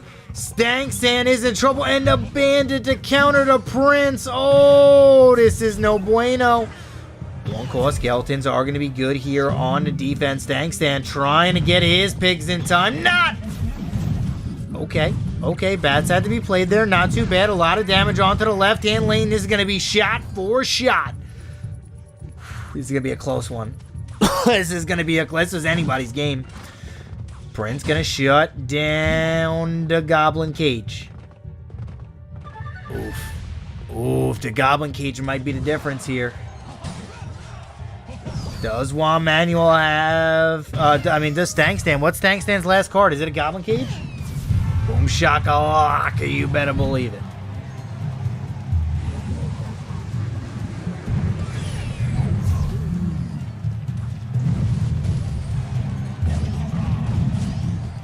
A little bit of damage on to the left-hand side tower.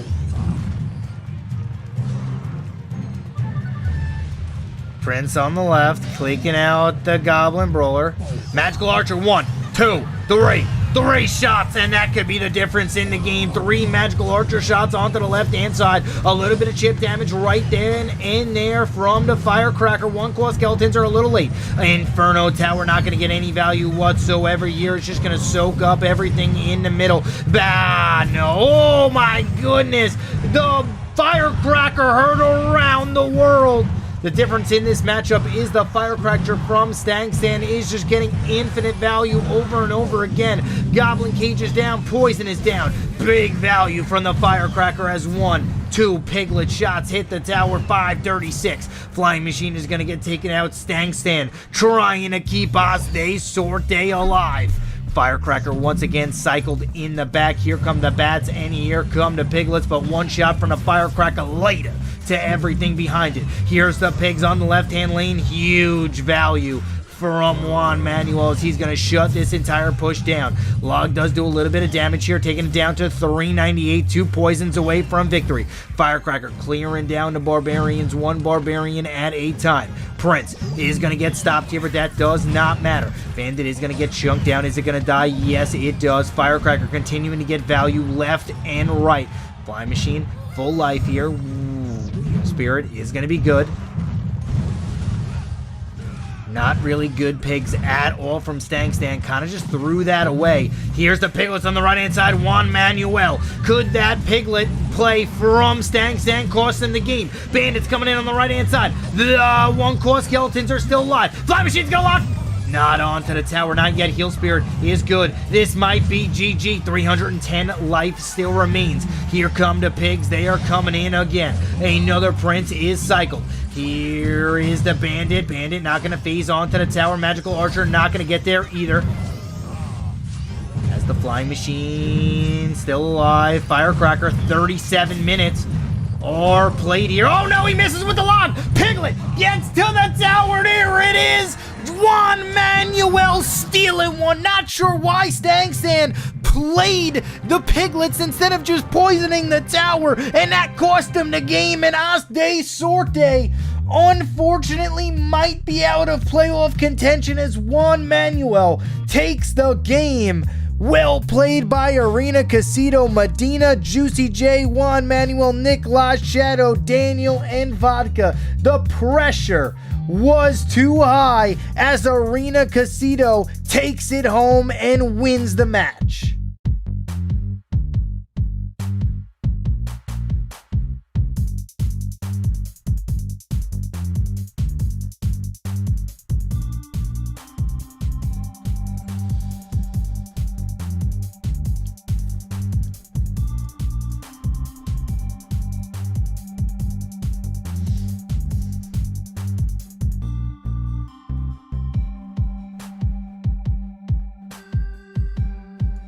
Wow. Just wow. What a game. What a game.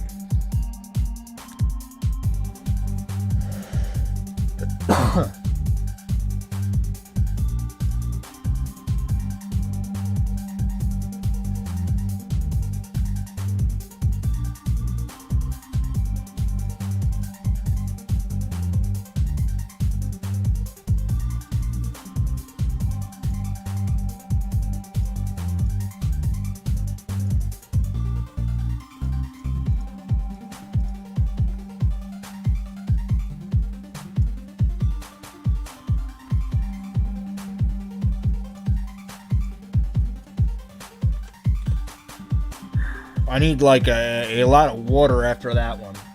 Like we're gonna need to like, I'm trying to keep the vocal cords alive after that one.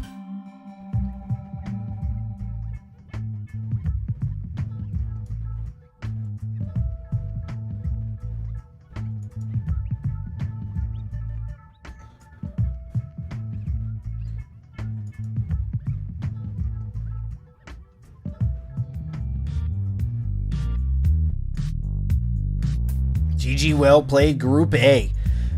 SSG Academy, Arena Quesito at 6-4, Chivas at 6-4, Clash at 6-5. Arena Quesito is actually going to go up to 7-4 after that win. OsDeSorte is going to go to 3-8, and that might eliminate them, unfortunately,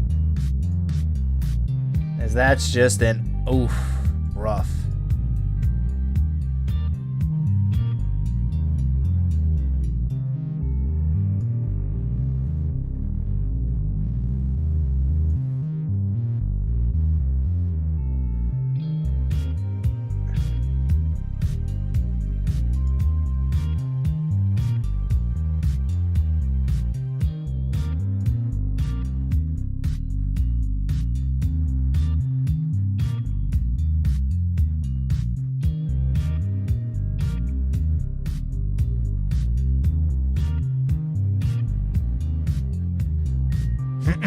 And that is Group A. We are going to be back in about 5 minutes for the last two matches as I'm trying to like conserve my vocal cords here, as that last one was crazy match.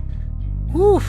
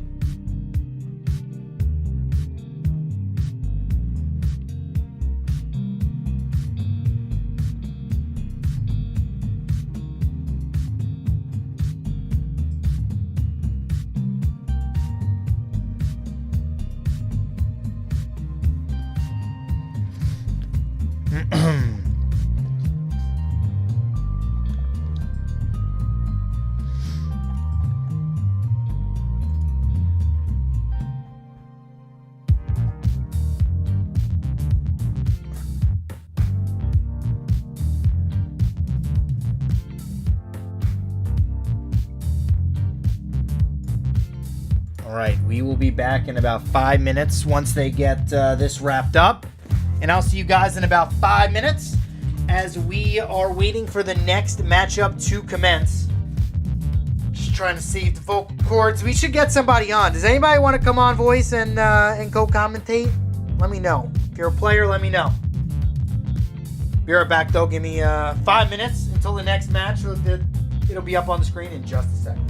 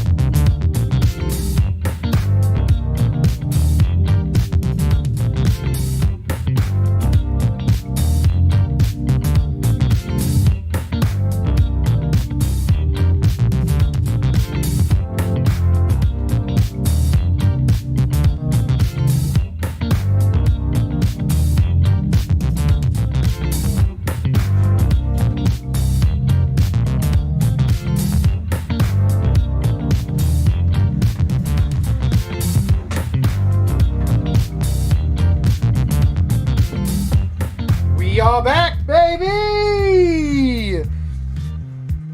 SSG is our next matchup of the day. What is up, everybody? If you are just tuning in for the SSG match, welcome to the No Tilt League. We have been already through 2 matches today. OsDeSorte, unfortunately, just losing their match. QLASH losing their match as well. Let's take a quick look at the standings as I have, I don't know, it's like kind of the hiccups. I don't even know what you call it.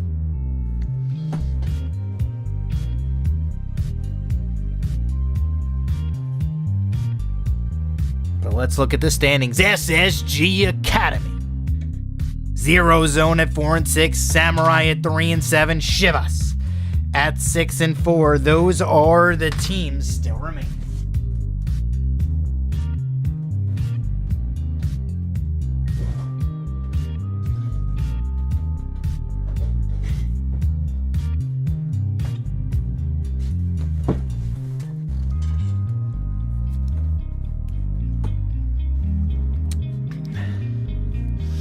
Oh, man.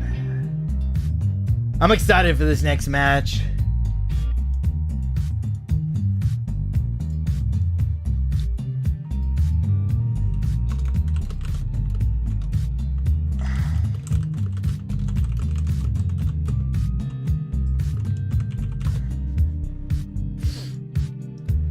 I'm actually, like, super excited.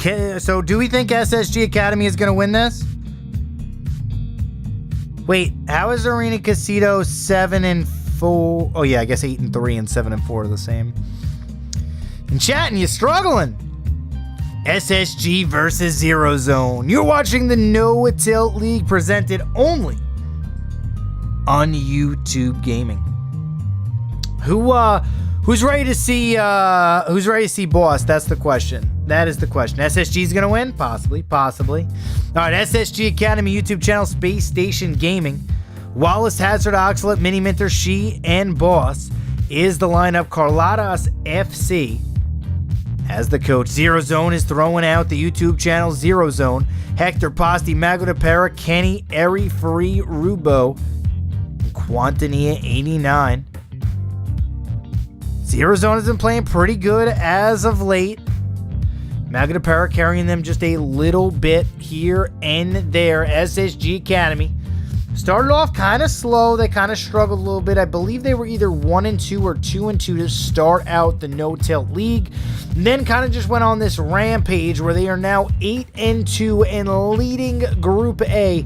Actually, I wouldn't even say leading. I would say dominating Group A. Another win here will not only cement them in playoff contention, but probably put them in the top 2 teams for the rest of the way. So it's a pretty big matchup for them. ZERØZONE really needs to pick up this win as well. It'll help them get back into the standings. It's still pretty open towards the top there. ZERØZONE definitely needs to get this win, especially seeing as how Estorm Gaming got the win earlier today over QLASH. So anything could really happen as far as that's concerned. But let's look at the lineups for the 2v2. Oxalate and Hazard versus Rubo and Posti. ZERØZONE's 2v2 has been 50-50 here.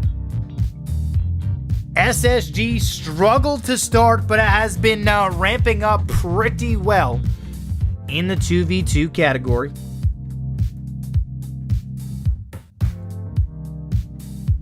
Hazard and Oxalate. I believe it was Mini Minter and Oxalate last week, or 2 days ago. Remind me if I am wrong. You're here for Mini Minter. Ooh, I don't think Mini Minter might not be playing today.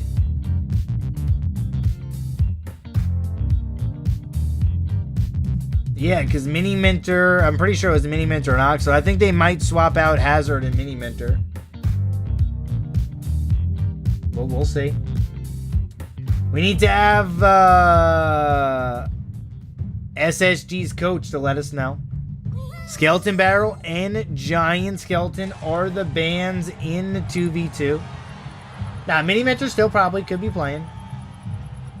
There's a 3-man roster, 4-man roster.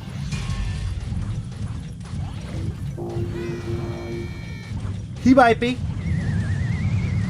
It might be Mini Minter and Boss in 1v1.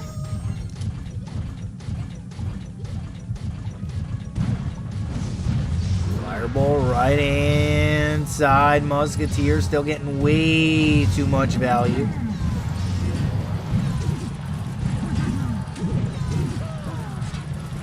I think it's Mini Minter, Boss, Hazard. Oh, as far as the King of the Hill. Everyone's using Eagle now after Tribes 2v2. CRL changes a lot. Those players play so much, and they lab so much throughout the day. Wizard on the left-hand side. Magic Archer is not going to be able to do anything to the tower. Onto the left-hand side as the battle healer. Was just able to get ahead in time. Musketeer clearing things out, but 2 shots. Whoa, only 1 shot from the Dragon onto the tower here.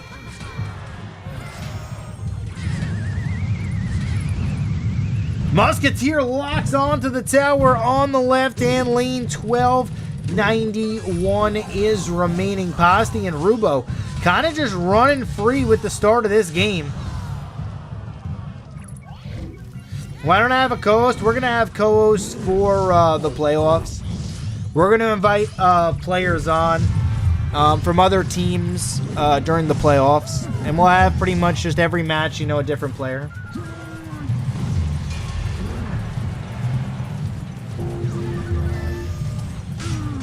You and Rich should host together? I believe Rich is doing the CRL right now.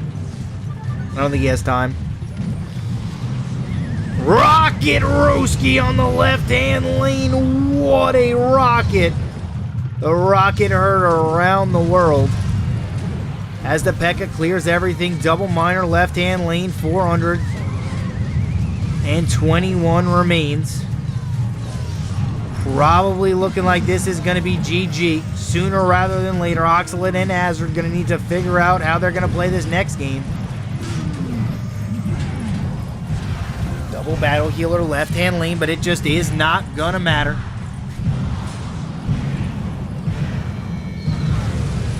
GG, well played. Pasti and Rubo. Taking game number 1 of the 2v2. Well played right there from Pasti and Rubo. I really like the rockets onto the tower. I like the miners. I just feel like the E-Golem is just one of those cards that, like, if you do one bad push, you lose the game. You give your opponent 4 elixir, and it's just the snowball just starts to commence, and that's the biggest problem about an E-Golem. Like, yeah, it's one of the best cards in the game, but also it gives your opponent so much elixir. And even in 2v2, I feel like it's one of those cards that if they have the proper answer for it and you can't break through with it, you may as well just lose the game. Rocket is probably the most reliable card in the game, 100%.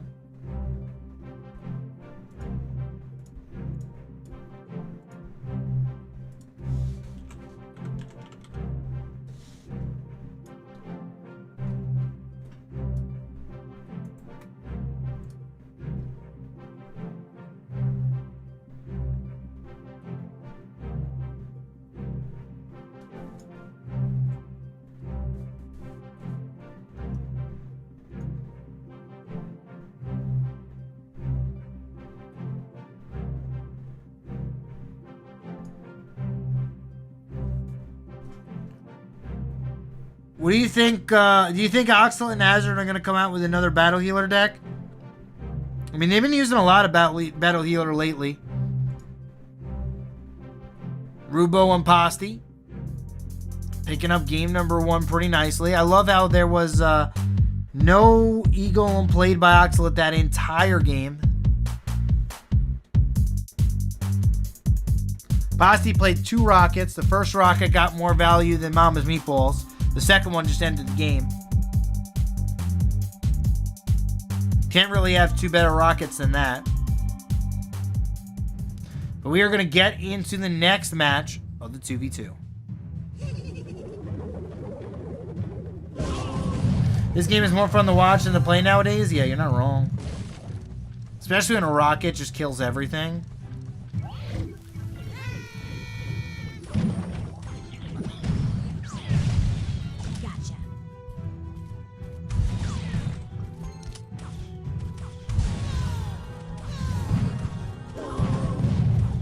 here we go. Another battle healer deck from Hazard and Oxalate being very predictable.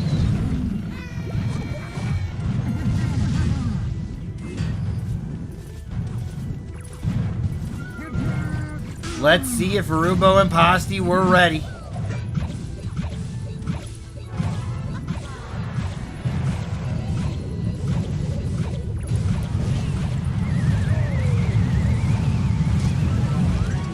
Poison is down. Inferno Tower clears everything out.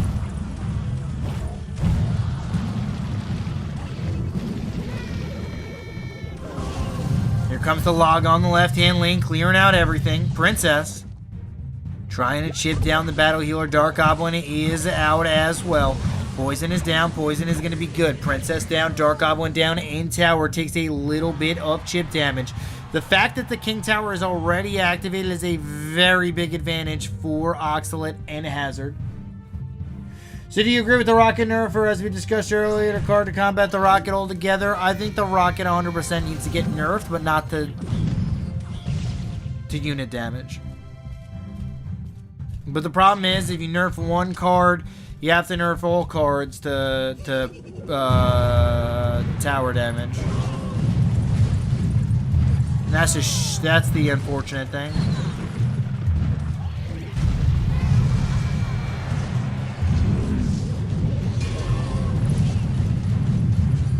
Thanks, Skeleton Barrel. Then playing beat is very interesting. I like the strat. It's all mind game.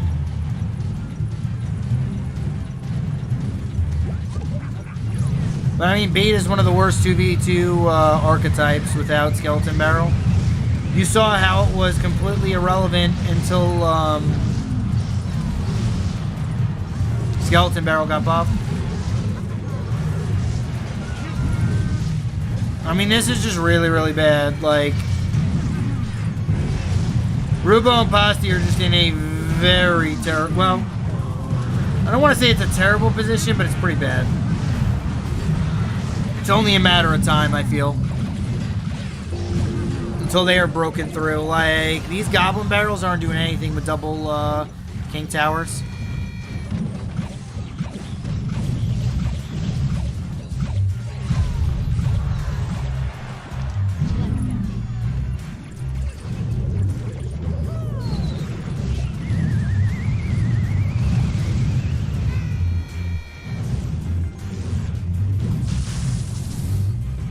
Trying to do everything they can just to stay alive here.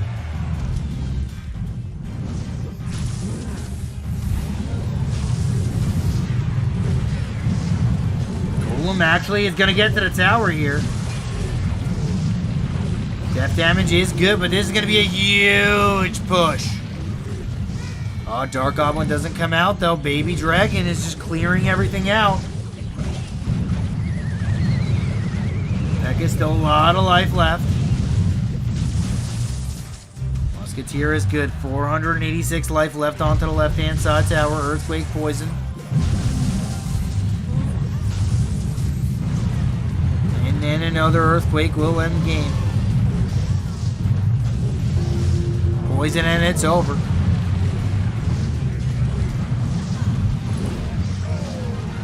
Oxalate and Hazard taking game number 2. Like, I feel like games like that, like, that's the only thing about 2v2 that I dislike, is like games like that, it's just slow play, slow play, slow play, and it just takes forever for anything to happen.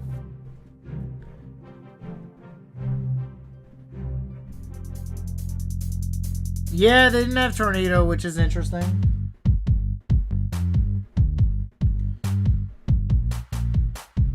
Trying to figure out like what card, like if that snowball from Rubo was a tornado, maybe they could have done something. True, but I'd rather see this than giant skeleton spam. You were 100% correct on that. It is slowed in 2v2 Wicked. You're 100%. I would rather see any. I would rather watch paint dry than watch giant skeleton played at the bridge every single 20 seconds of a game.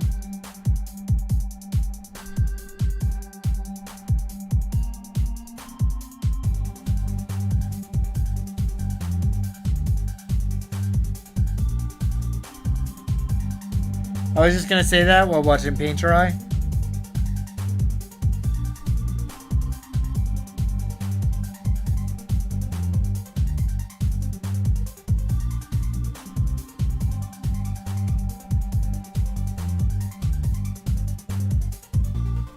TV2 is far more complex than Giant Skeleton spam. Yeah, when the Giant Skeleton is banned. Otherwise, you just play the Giant Skeleton at the bridge and literally just keep killing everything.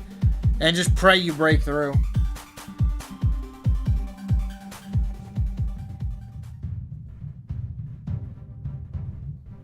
When the Giant Skeleton is banned, it is way more fun to watch 2v2. Let's put it that way.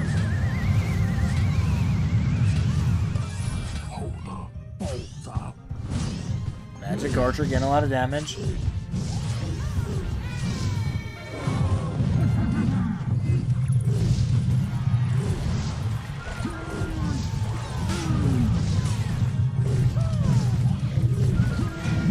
Dark Prince connecting to the tower, doing a little bit of damage here. One wall breaker connects as there's a golem plate in the back.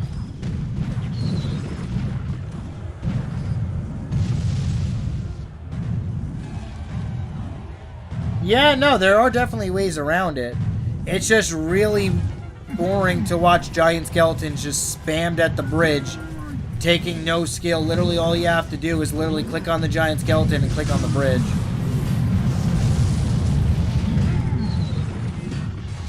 And pray they don't break through.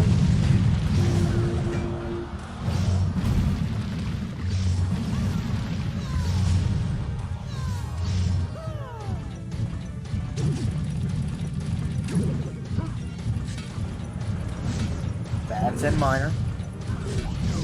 Pretty much Giant Skeleton is played in 2v2 just to stop the counter push.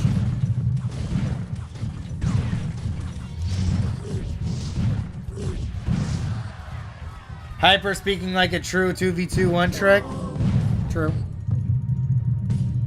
But here's the thing, like, I will never knock anybody who likes 2v2 because it's a game mode and I know a lot of people prefer 2v2 over 1v1. It's just personal preference, you know? The skeleton barrel need a nerf. I liked it more when it was slower. Yeah, it needs a nerf. I don't know what it's going to need, but it needs a nerf.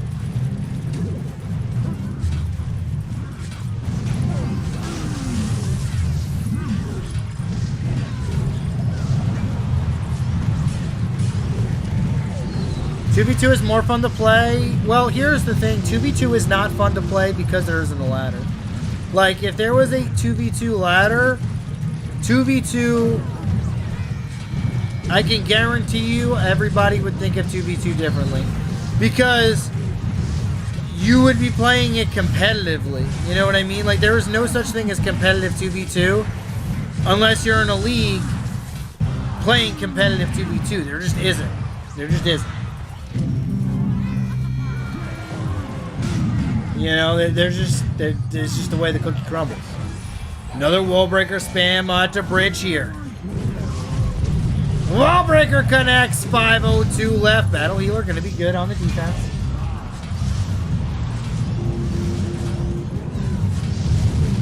$70 life left. Poison comes down, and just like that, Pasti and Rubo gonna take down SSG's 2v2. And ZERØZONE looking like they have a little life in them going to the king of the hill. I enjoy playing 2v2 a lot, but it's not worth my time because I don't get anything out of it. You're not wrong. Like, that's the thing, like, I think the perception of 2v2 would change if there was a 2v2 ladder. 100%. But how would you do it? Because you'd have to have it single player ladder. Or you could do it like some people do it in other games where you and your partner, like, I think it should be like this. You could have multiple 2v2, you could be on the 2v2 leaderboard multiple times. Every single player you play with is a new 2v2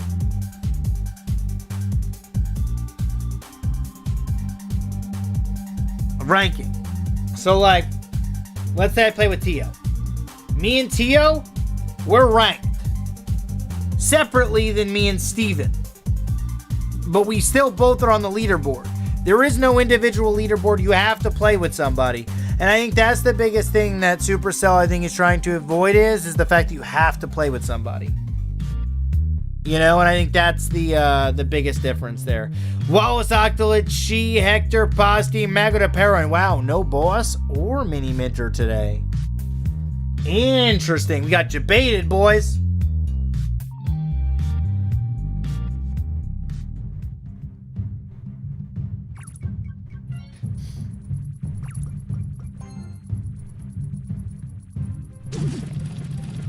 It would be too complicated.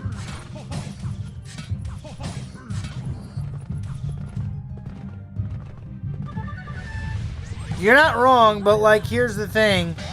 You can't have one person play. Here's why they don't have a 2v2 ladder then. Because of people like you who say it would be too complicated for casual, which it would be. I'm not saying that it's not. It 100% is. And Supercell has said multiple times that they strive for the casual player because it's just, it's just a good business model. Not saying there's anything bad with what you're saying. You're 100% correct in what you're saying. The problem is if you have it say, I play with Tio, right? But Hyper has never played 2v2 before, goes on a second account. How do you quantify that ladder ranking as the balloon connects to the tower from Hector? How do you quantify that ladder ranking? So now I'm playing with a newbie. I'm at rank 20 in the world, and I'm playing with a newbie. Like, how do you quantify who we're going to play against? You know, that's the problem.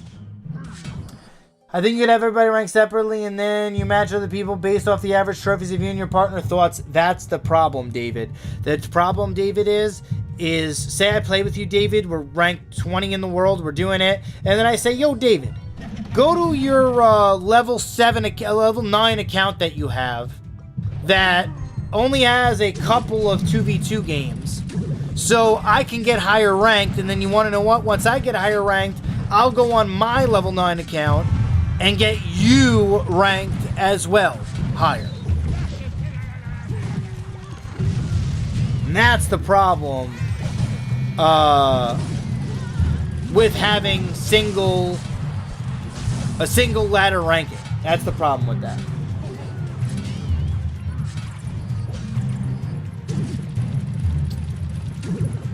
That's fair play. It is fair play. I'm not saying it's not. It's just toxic because every single one of the pro players is just going to just literally play with their friends and be on the top ladder, and there's nothing you can do to beat them because they literally all have like 40 accounts, and they're literally just going to be like, we're just going to keep doing this and beat the system.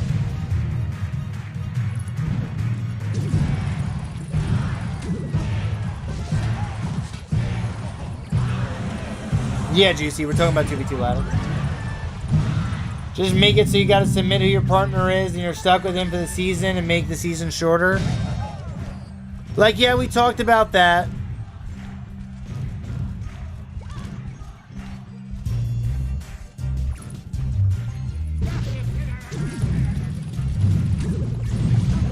Like, that so far seems to be the best option, but that's just so complicated to add into a game. And the solo queue system, true, would add a lot more players to the player base.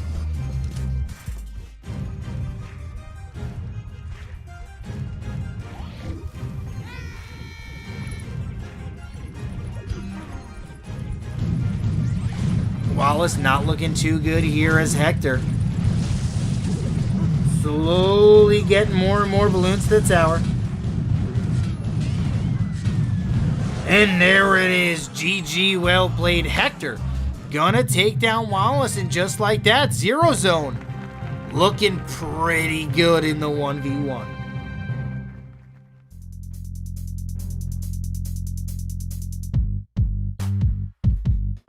Yeah, I mean, it has to be a solo queue system. I just don't know how you do it.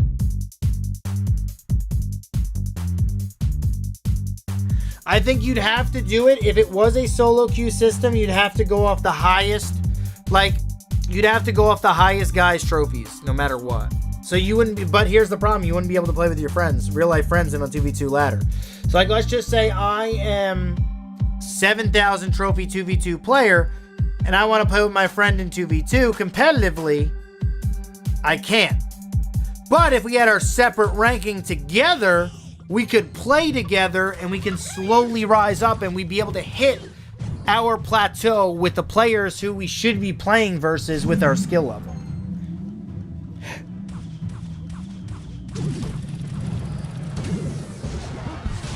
Yeah, you can't do 2v2 ladder with randoms only.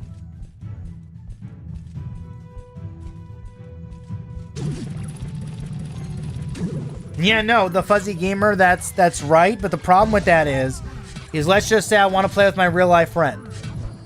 He's not that great at CR, but he wants to play 2v2 ladder. I want to play 2v2 ladder because it's competitive. 2v2 normal is just weak and it's just boring.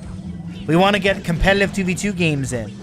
Problem is, we're never going to be able to do that because we're going off of my 7,000 trophy rating, and he's only a 4,000, 5,000 trophy player max, and we're only playing 7,000 trophy players.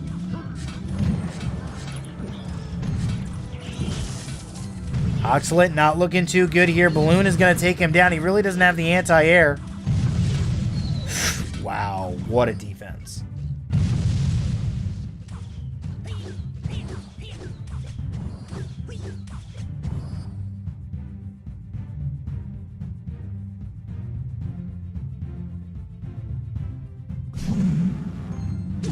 Here comes a miner and a skeleton barrel on the left-hand lane here.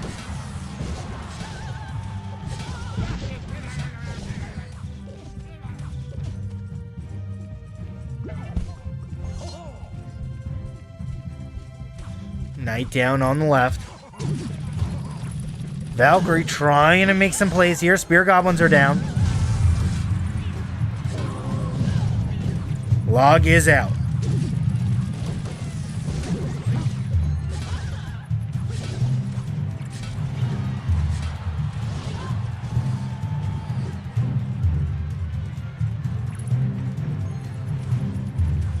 Bats on the left-hand lane here. Here comes the balloon. We'll get back to this conversation after this game is over.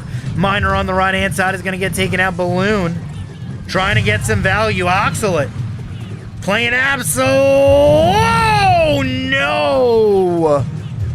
Oh, no. Arches making a play on the Miner. 943 can one more balloon connect. Hector,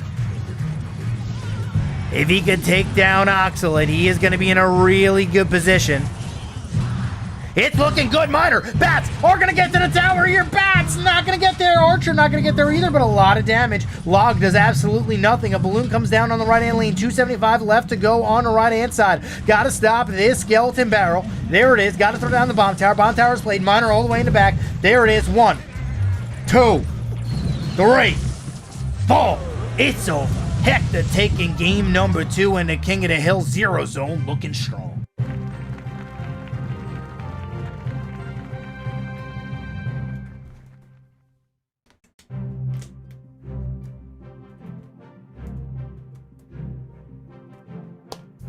Yeah, that one balloon that connected took down Oxalate. Oxalate just was countered with the balloon. Just did not have enough value there. She from SSG, last player remaining.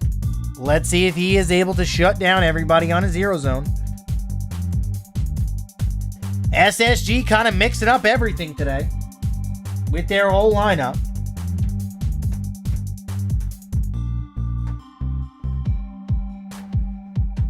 Let's see if this pans out for him. She's going to need to reverse sweep. Otherwise, this is going to be an interesting decision. I guess you kind of have to play all your players on your roster, though. You know, get everybody some time.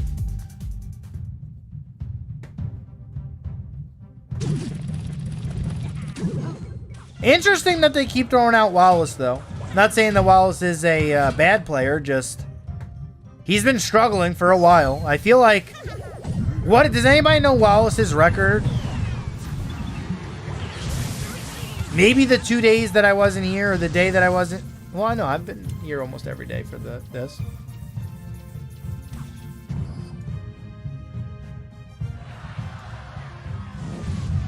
He's 3-6, right? Okay. So I am, right? Yeah, no. Just interesting. You only missed on Fridays? That's Group B? Yeah, you're right. I only missed 2 Fridays.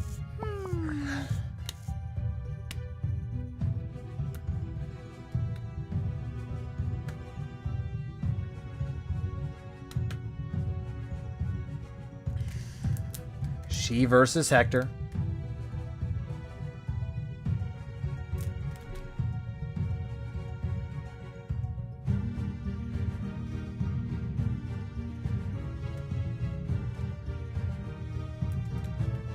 %33 win rate, yeah.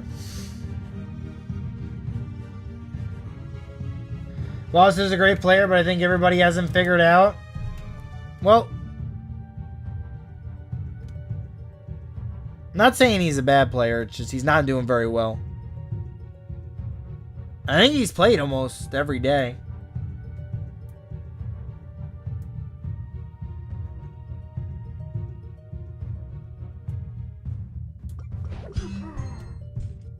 Wow, the I miss boss in the chat spam. Oh my goodness. No, we're not talking about boss, we're talking about Wallace.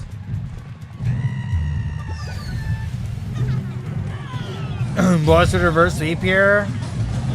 I mean, I'm not gonna lie, Boss played absolutely phenomenally. What was it? Was it last week where he reverse swapped? Oh, the double RG! Oh, no, that's gonna be unfortunate. Fireball comes out, 1 shot with the RG, 2 shots with the RG, 3 shots with the RG. Not looking too good for she. Ram Rider. Doesn't look like she is going to be the answer. Miner coming in the back with the RG as well. Looking like she is in a lot of trouble. No real answer to the RG. And it's going to look like it's over. Hector is going to clean sweep SSG.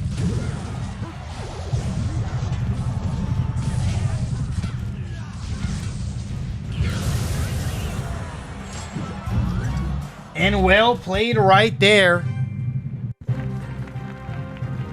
from ZERØZONE, as they are going to take this game. Hector, Posse, Magna Para, Kenny, Airy Free, Ruba, and Quintanilla, 89. SSG. Probably going to have to switch back their lineup next week. Yeah, ZERØZONE just completely changed everything. They now have a chance to get into the playoffs. Pretty good chance now. That's a big win.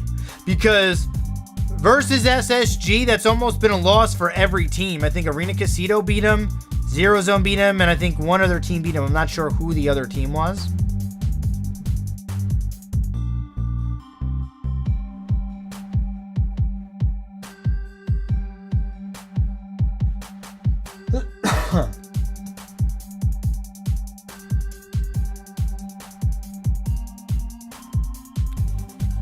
Really good plays here from Hector, I must say.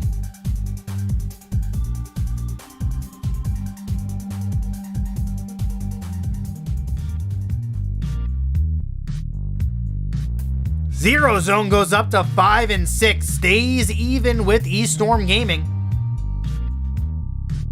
And that was a huge win for ZERØZONE. QLASH and Chivas. If Chivas loses here and goes to 6-5, this is wide open. Boss and Mini OP. SSG is not the same as that Boss and Mini. You're here for them. Later, boys. Good luck on the rest of the cast. Yo, take it easy, Chess. A lot of you were probably here for Mini Minter and Boss. But that's going to conclude Group A standings. We'll be back in about 5 minutes with our last matchup of the day, Team Samurai versus Chivas Academy.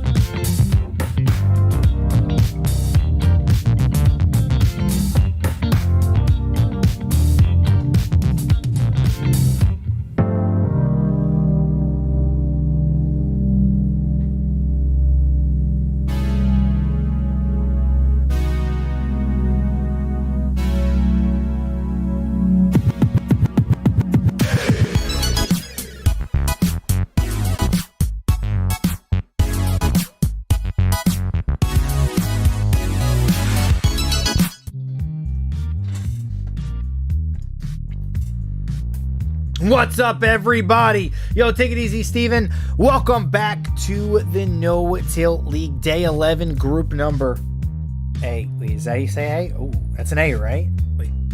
Oh, crap. I can't do it. Oh, no. A. Got it. Got it. Look at that. We're professionals. We're professionals on this stream. Oh, man. What's up, everybody? Welcome back. We have the last game of the day. Chivas Academy versus Team Samurai. Team Samurai, one loss away from elimination at 3-7. Let's take a quick look at the standings here.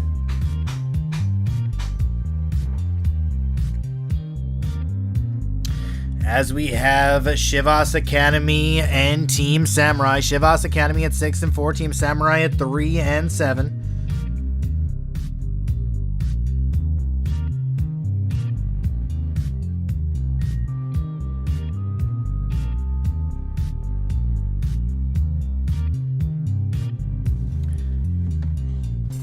I just got here. SSG got swept. Yes, they did. Is OsDeSorte gone?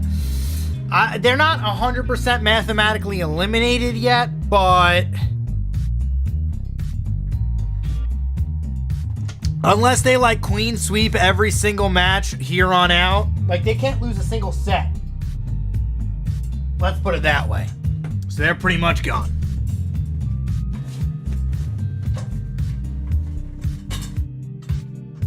All right. Sorry, as I rolled over my thing. Shaquille Mogolevich, left check, Gabriel Paul, Undead God, Slayer, and Ale as the coach for Team Samurai as I rolled over my pants. Chivas Academy, Chivas, Levy SG, Jimenez, Kiki, Anthony, Carlos Cruz, Kevin Ray, and Eaton as the coach. I think Samurai is going to go bye-bye, but I've been surprised before. Yeah, no, like it's a big match for them. This is a big match for them. I think you can't go to 8 losses right now. If you go to your 8th loss, that's under 50%. I don't think you can come back from that. Maybe you can. Don't get me wrong. Maybe you can, but you got to win out. You can't lose a single set after that. It's just really, really rough being in that position. But crazier things have happened. Kevin Ray struggled last week, I believe, or on Tuesday. I believe he struggled just a little bit. Did he struggle or did they win? I'm not 100% sure. A lot of things happened since then. We had Group B. We had a lot of matches in Group A. But yeah, no, he did. He didn't clean sweep into King of the Hill. He only won like 1-1. He did okay. He did like 1-1. They are mathematically gone. How can you say that they are not? You assume that no one else will be winning their battles, which is not possible. No, it is. Let's just say if 2 teams or 3 teams lose every single one of their matches, and OsDeSorte never loses, they'll get into the 5th spot. Because here's the thing. You could be, I believe, 5 and 6 still have a chance in regulation. So you don't need to finish 1st to 4th. You don't. I think you can get away with 5th and 6th place. Or maybe it's just 5th place. No, I think it is 5th and 6th place. But yeah, I think 5th and 6th place might be okay.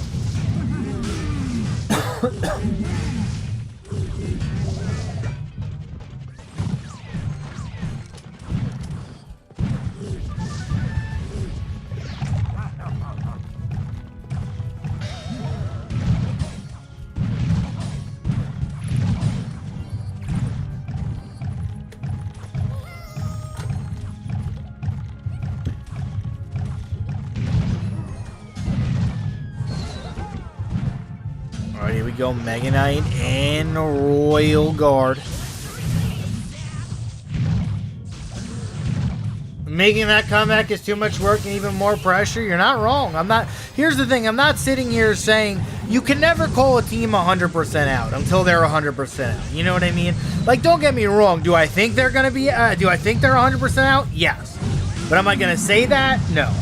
You know, it's just the way the cookie crumbles.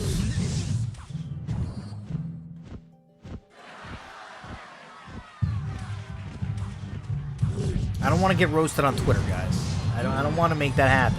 Here is the baby dragon is actually going to tank for the tower here. Freeze Ruski coming out, and that might be an entire tower.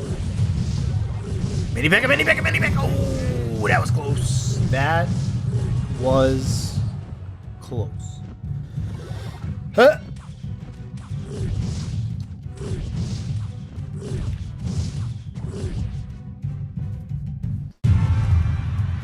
I just don't want the Twitter roast.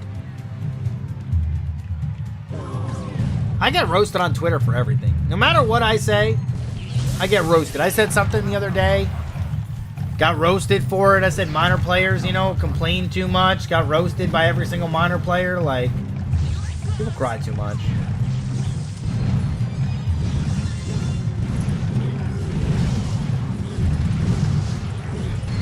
Alright, as we have another graveyard in, poison down, looking really good for Anthony and Carlos Cruz.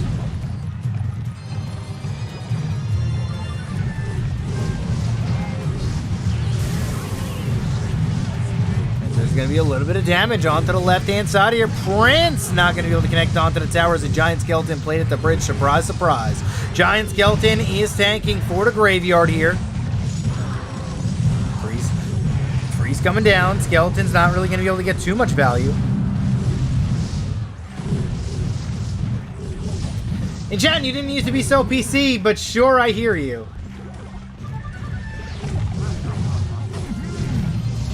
What does PC mean again? I know it means not cursing, but like, what does it stand for? Parental control?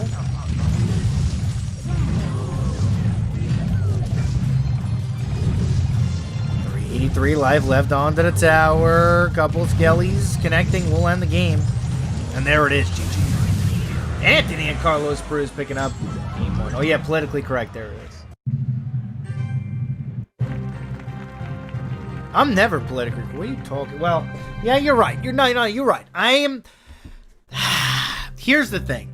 Here's why I'm politically. I wouldn't even say I'm politically correct as far as that's concerned. I don't rock the boat for two reasons. Okay. One, I don't believe politics should be talked about at work or in school. And here's the thing that pisses me off. A couple of schools right now are teaching things to their students that are not supposed to be taught in school. Like, you're a teacher. You should not put your thoughts on your students. Like, you think one way, somebody else and everybody, like 50% of the world thinks one way, 50% of the world thinks the other way. Let's hypothetically, let's just put it this way. You shouldn't be telling your students anything politically or anything like that because it is what you think, not what it is. That's why when you learn history in school, it's a past, so you don't make the past the mistakes of the past. You don't learn the current events.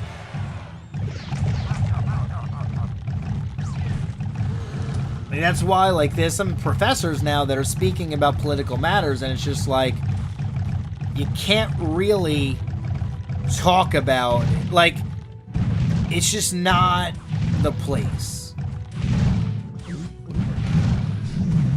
Because everybody thinks differently, because you can have one teacher think one way and then the other teacher think the other way, and it's like, well, ooh, good freeze on defense.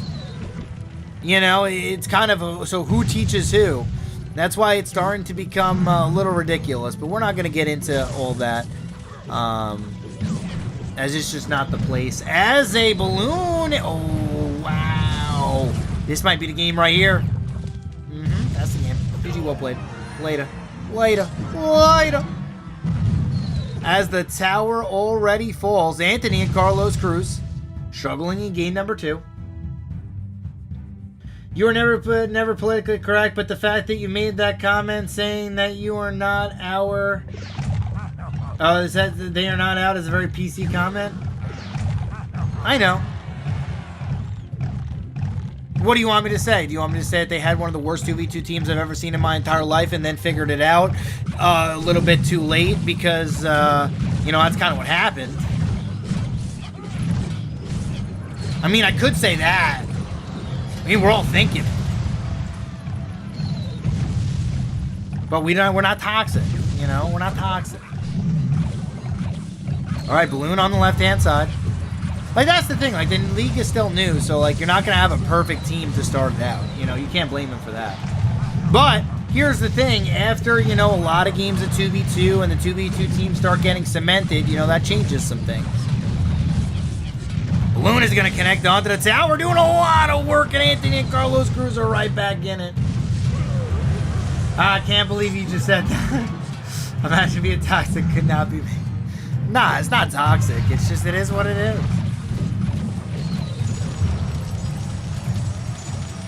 Freeze on defense here.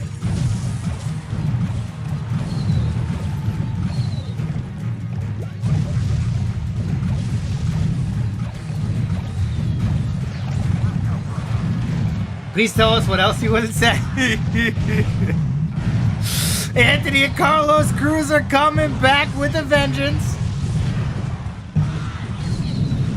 What else I wouldn't say? I would not care about playing everybody on my team. I play only the best players, and if you're not good enough to be the best player that week, you would be on the bench.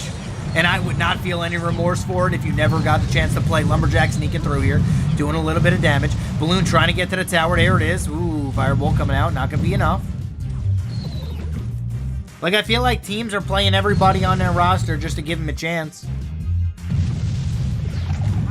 Personally, I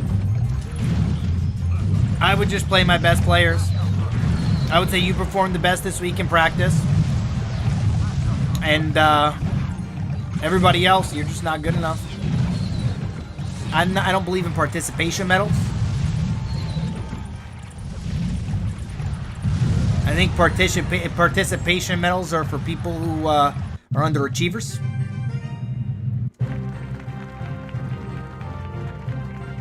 People are going to roast me for that, I'm assuming. You give somebody a participation medal, it just kind of means, here you go, mediocrity is good. Don't strive for anything more. But that's just me. Mogo taking a win. Look what happens, SSG. I completely agree. What about half marathons? Well, no, that's different. No, that's different, Baelish. Like, there's a time and a place. Like a participation medal. Like if you do a Spartan race, right? Like that's completely different because 99% of the people in the world aren't going to be able to complete one of those.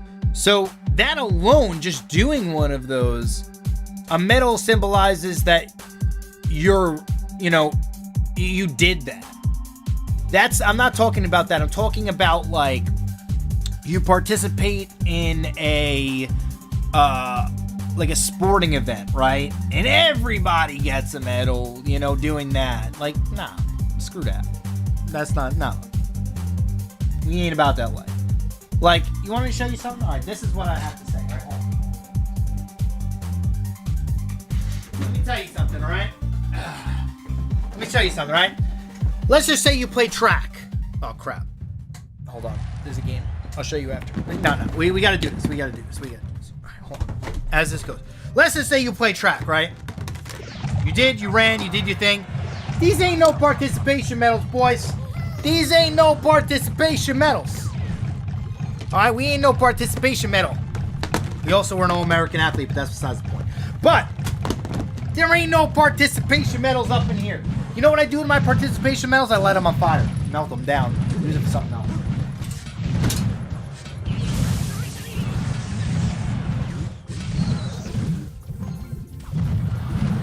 But all right. All right, continuing on, moving on. Next subject. It's like giving the Detroit Lions a trophy for sucking. Yeah, but like if you do something like a half marathon or something like that, like that you should be proud of. Like that's something that you should be proud of. There's a difference. Like that's a participation medal or a medal that like, not many people do. It's more of like a, good thing. Like, because the medal, it doesn't stand for like a sporting event where you're trying to be the best. Like when you do a half marathon or a marathon or something like that, like you don't care if you win. 99% of the people who do those don't care if they win. They just do it for physical fitness and just saying that you did it or just because you enjoy doing it. That's completely different. Right. Don't skip the match, bro. I know. We gotta focus. Getting back onto the match. Carlos Cruz and Anthony here versus Gabriel and Mogo 2v2. Last game in the best of 3 here. Hog Rider trying to sneak in. Mega Minion trying to get a little bit of value onto the Hog Rider here as things ramp up in double elixir time. Hog Rider not going to be able to take onto the tower. Now let's talk about how you feel about CR and his deck selection. You know what? After this game, we'll talk about that, all right? We can go along about that. Dark Goblin trying to get a little bit of value onto the Hog Rider. Arrows coming in. Listen, you guys just know I speak my mind on everything. I don't shy away from a hard conversation.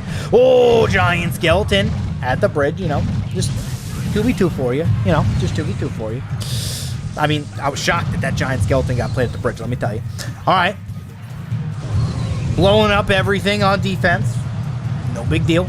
As a Mega Minion slowly plays from the back. Miner coming in on the backhand side. Fireball coming out as well as arrows. Clearing down the Musketeer. Zap comes in. Here comes the balloon. Freeze Ruthki on defense is going to be good. Hog Rider going to get off one shot off onto the tower. I said off twice. It's okay. You didn't hear that. As the balloon is going to come down later to the bats. Another rage on defense here. Balloon slowly going to the tower. Is it going to connect? That is the question. Yes, it is. Uno. Dos later as Chivas Academy are going to take this one. Carlos, Cruz, and Anthony stealing away. Okay. Hello, if you think that way in chat, and that's why you're more likely to be a team owner than a coach. Well, I am a team owner. That's why Hashtag Gaming is coming back. By the way, if anybody wants to have tryouts for Hashtag Gaming, we'll be having them in the next about week or two. So, you know, just DM me on Twitter. I'll be posting things on Twitter. I'll be saying it in the next week when that team actually starts to come around. Everyone gets a participation medal for finishing? Yeah, absolutely. That's good. What we got? You certainly aren't shy to speak your mind. I love that about you, so please don't ever change. Yeah, I know. But here's the thing. I'll also never say something like where it'll change your mind on something. You know what I mean? Like, I won't try to say, like, a topic that should never be talked about. Because I don't try to portray my thoughts on you. I just say, you know, minor is irrelevant, you know. And then, you know, Twitter roasts me, and it is what it is. Oh, I want to try out on message? Yeah, no.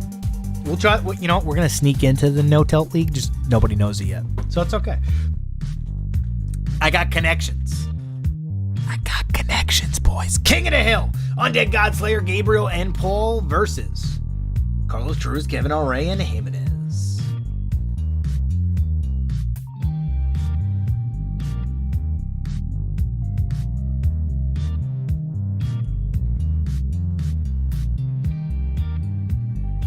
Code and chatting in the shop. I should have my socials on here. And chatting on everything. Just code and chatting in the shop. Just use it. What's my favorite troop or spell in Clash Royale? Probably Giant. Graveyard is good. I really loved Furnace when Furnace was a thing.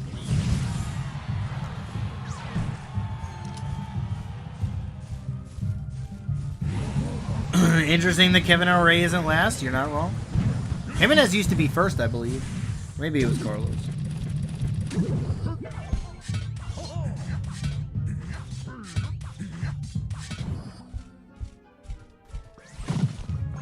No, I think it was Jimenez, Carlos, then Kevin L. Ray.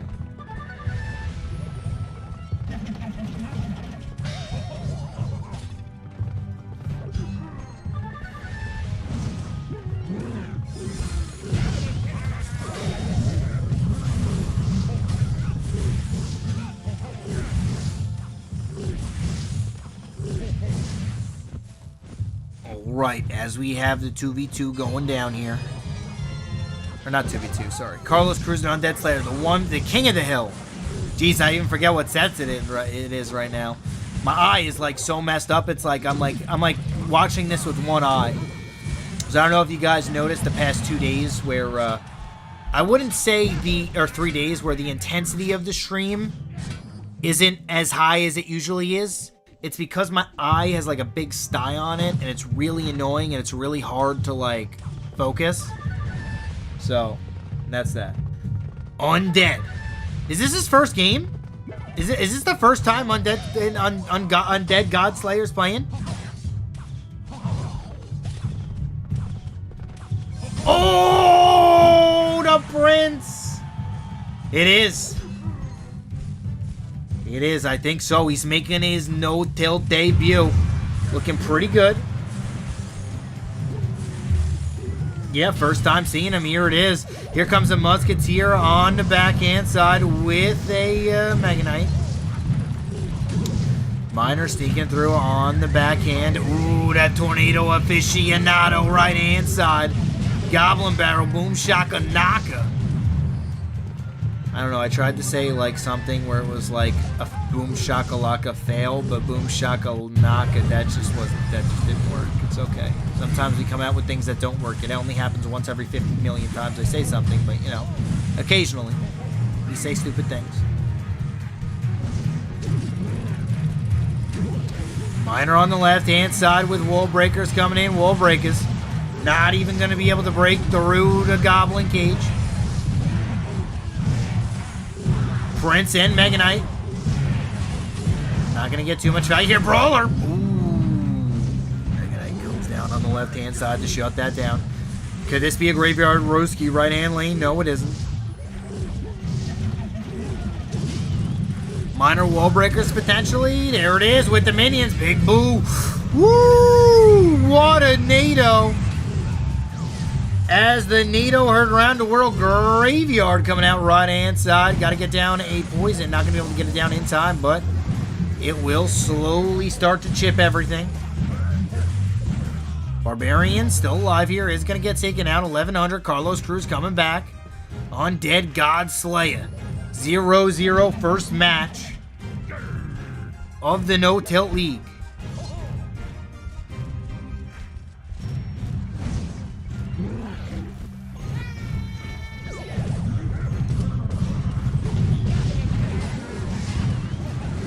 Musketeer not getting too much value here. Miner coming in on the backhand side.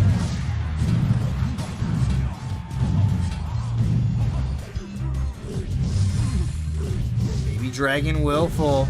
So will the Goblin Brawler.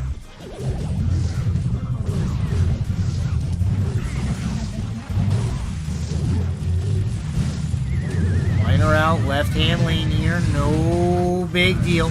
Good zap. Wall Breakers done. Breakers are going to get taken out. Here comes the Graveyard with a Barbarian. A poison's going to come down as well. No need. Oh, he is going to poison either way. Doesn't even matter. That's a really aggressive Graveyard. This could be a very big counter push for the Undead God Slayer. This is his only chance to win the game. Here comes the Prince on the right-hand side. The Mega Knight is full life as well. 15 seconds to go. Wall Breakers are coming in trying to break down the wall. They are not going to be that successful. And here comes another Prince. Mega Knight is going to try to clear out the path for the Prince. Everything is going to be thrown in front. 869 remains. It's not going to be enough as Carlos Cruz is going to take the game. Well played right there for Carlos, as he is going to be victorious. If you could make a CRL or just a no-tilt semi-pro team, what players would you choose to be a part of your team? You can pick pros like Surgical Goblin, Flash, and semi-pros like Kevin R, CR, and that. So I can pick pros? Really? I could pick pros.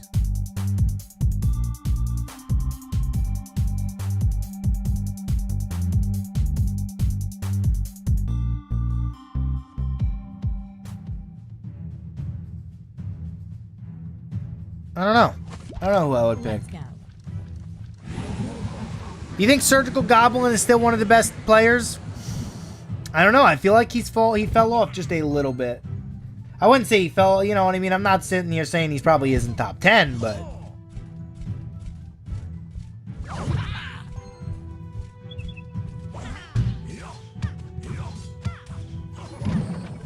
if this was 2017, Surgical Goblin would be number 1. I would even throw him in 2v2.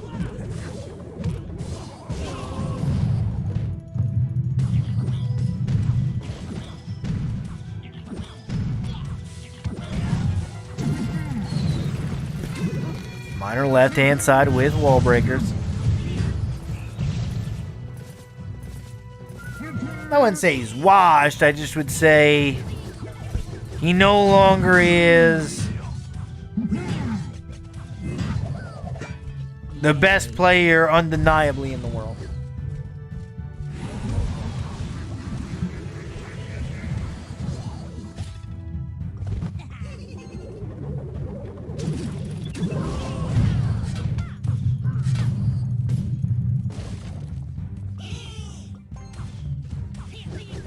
Because at one point, Surgical Goblin was the best player in the world, and it wasn't even close. Oh, Dark Prince! Smacking the tower twice.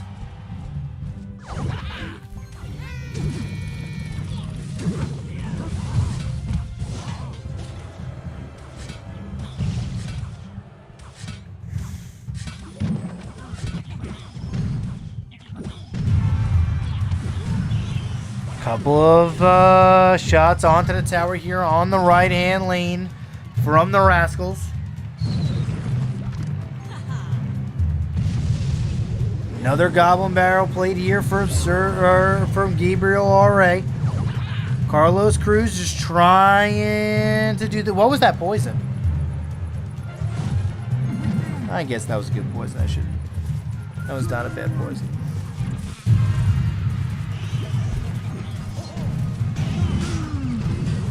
Here's the Goblin Barrel once again, right-hand side. Log is going to clear everything out. Minor Chip just does so well versus bait.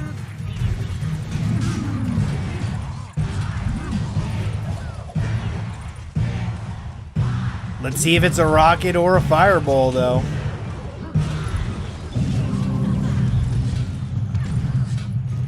Minor just getting so much damage onto the tower. Poison is good as well.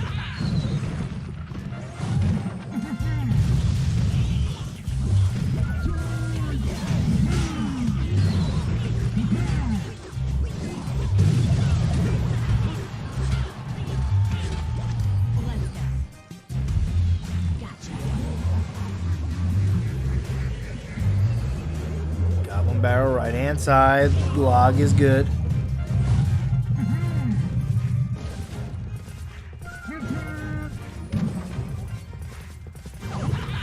Rascals once again being played here. Not really sure what those spear goblins were. They kind of just walked to their death. Minor on defense once again. Carlos Cruz playing the super slow.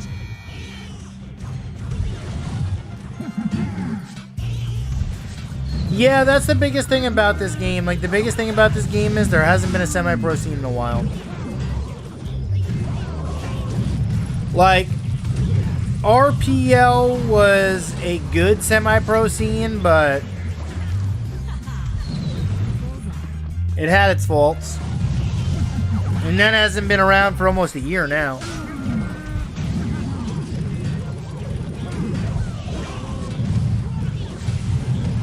And that's gonna be the game. GG, well played. Carlos Cruz and Chivas Academy are one win away from winning this match. Bring back 15Ks? Oof. Yeah, no, I mean, you're not wrong. But here's the thing. It doesn't even matter, though, because even if they brought 15Ks back, it wouldn't be that big of a deal.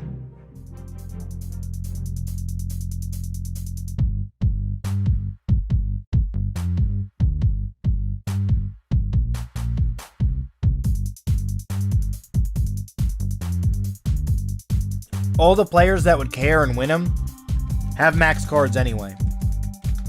And like, the number one thing about the 15Ks were the rewards. And the rewards are irrelevant. Unless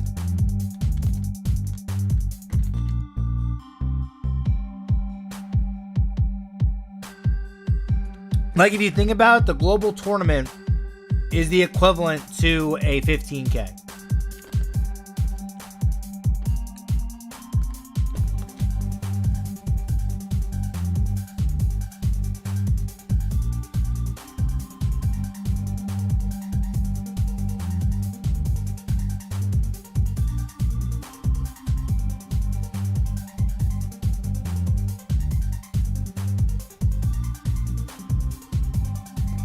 What's keeping this game from the upper echelon of esports gaming?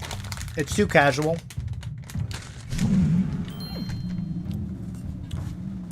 But that's what makes it such a good game for the masses. You know?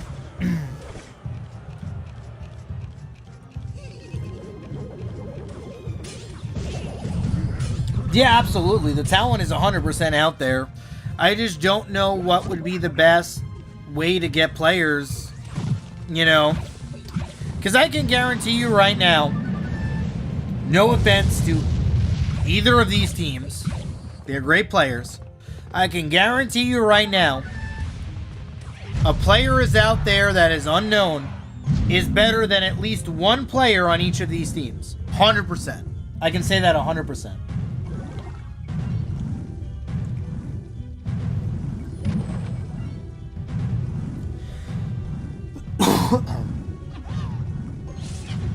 Look at Vulcan in the King's Cup. Like, a dude who nobody knew who he was, completely irrelevant, played a broken golem deck, and became an overnight CRL player.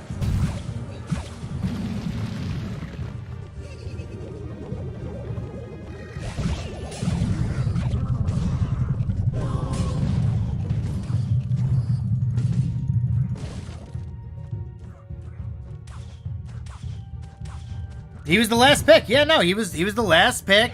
He was the guy who literally everybody was like, this guy is trash.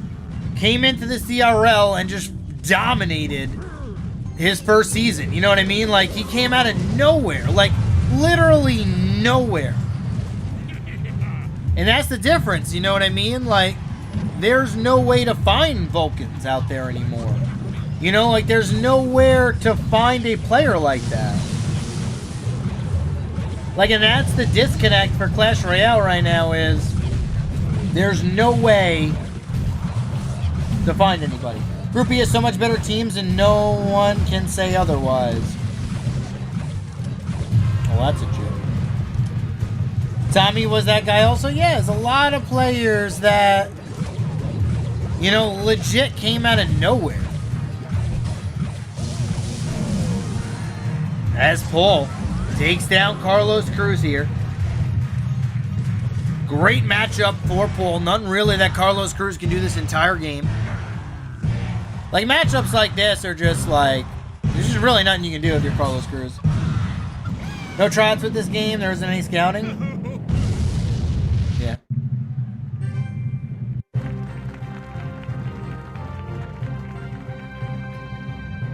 Team A has been much better than B.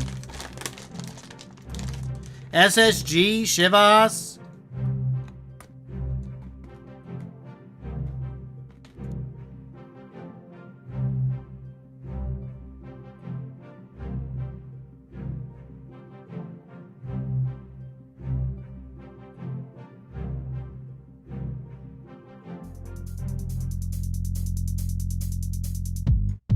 Well, the problem with the Liquid Weekly League and Rich Slayton's Weekly Opens are, to no fault of Liquid or Rich Slayton, it doesn't matter. People don't care about it. Like, that's the problem. Like, teams don't care about it. And until we start changing the perception of how closed off the pro scene is, it's not going to change. Like, you can have, like, as many opens as you want, as many weekly leagues as you want, until the perception of players changes, it's not going to change.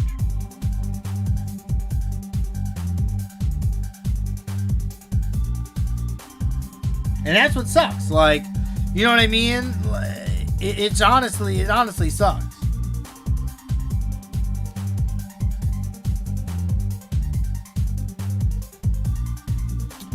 Well, the thing is, this game is also a mobile game, so it's a little bit different. Do you see Prince getting nerfed next season? Probably not. Probably the season after if it stays strong.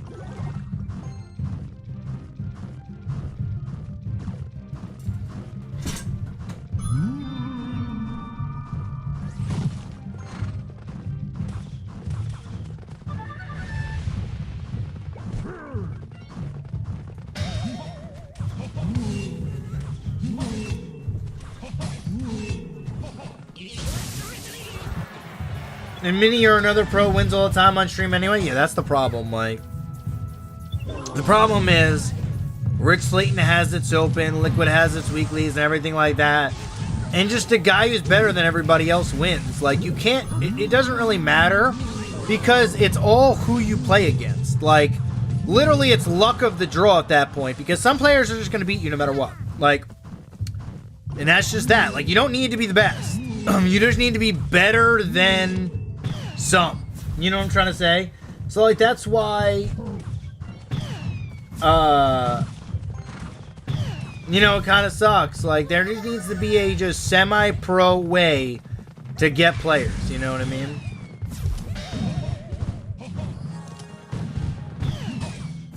But here's the thing, like, if I was Rich, I would do the exact same thing as him, though. Like, you'd want really good players to play. And that, because that, like, you don't want just semi-pros. You want to know why? Because nobody watches semi-pros. Look at the No-Tilt League. Like, to no fault of its own. Like, the SE, the special edition, had so many more views. It was in-game, but here's the problem. Like, the difference is nobody wants to watch the semi-pro league. Nobody wants to watch these players that they don't know until they're known. And that's a really shitty thing about Clash.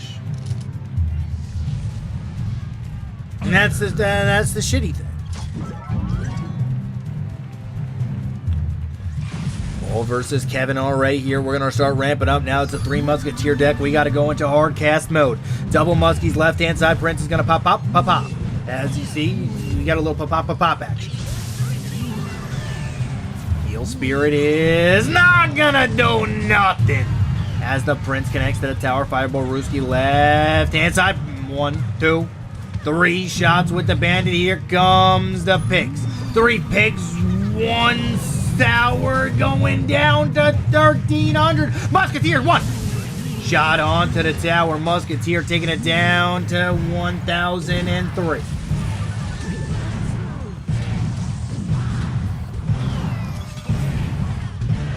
Prince trying to get a little bit of value here as well. I don't think anybody wants to watch, but no one has the time to watch everything, so they have to pick a few to watch. Yes and no. I mean, Fireball coming in hot, baby. It's really, it kind of sucks because Fireball bait and everything like that. Oh, hello. Complete miss. Complete miss. Yeah, the semi-pro teams, it's like that. You know, I'm not sitting here saying it's a bad thing. I'm not sitting here saying, oh my god, like, no tilt and everything like that. It's very hard to find people when when people don't treat it as if, you know, it matters too much. Kevin Ray doing a lot of damage to the right-hand side tower. 624 is left. You got to fireball this. Here's the fireball. Does not kill them, though. Double Muskie's still alive.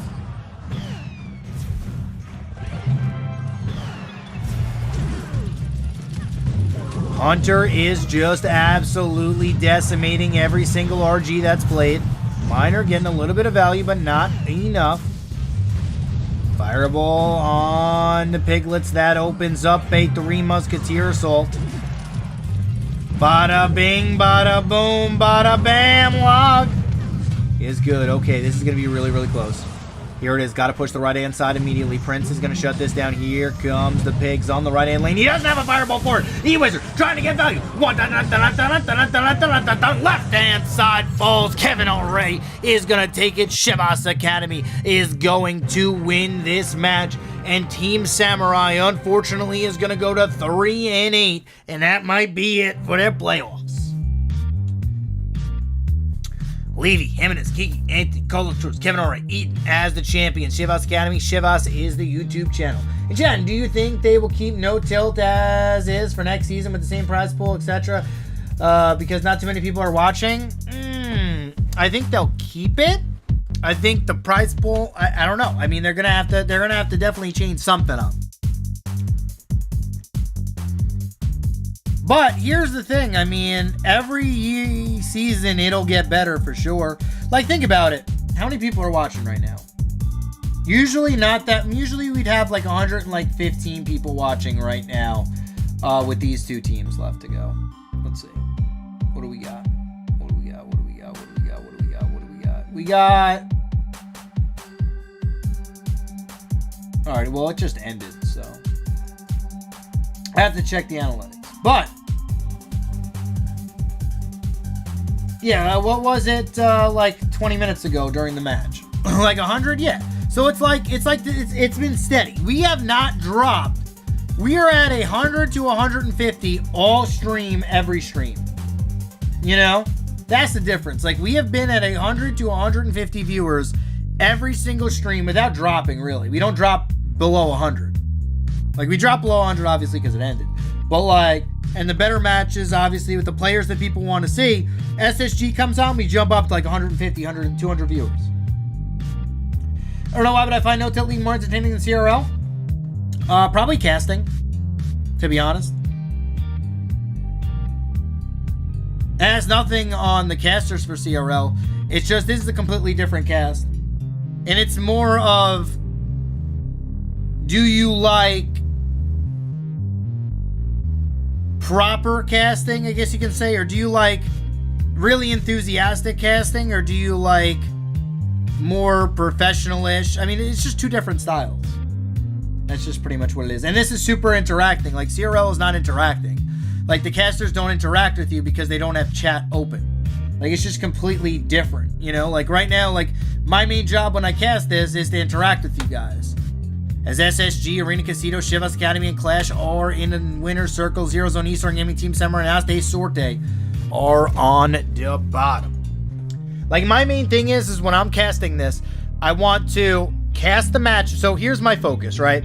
Casting the matches is like, I would say 30%. Interacting with you guys is about another 30%. So that's what, 60%?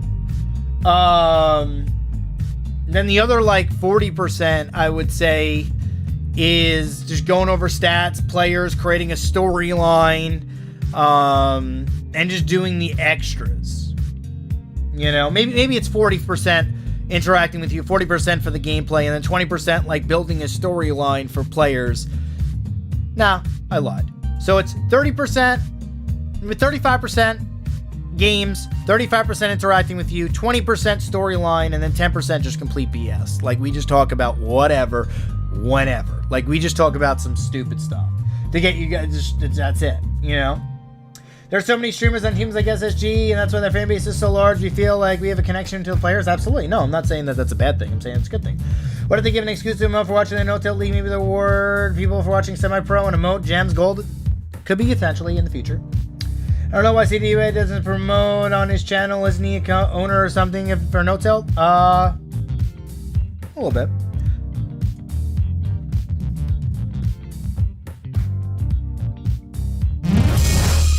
Mira rápidamente, pero se le fue para el otro lado. Empieza a golpear y cántalo.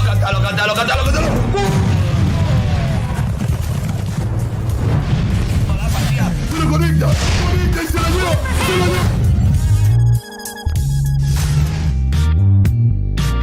All right, boys. Thank you for watching Group A. We will see each and every single one of you guys tomorrow, 2 p.m. Eastern for Group B. Take it easy, everybody. I will see you guys tomorrow afternoon. Be good, everybody. Take it easy. Stay sexy. Take it easy, everybody.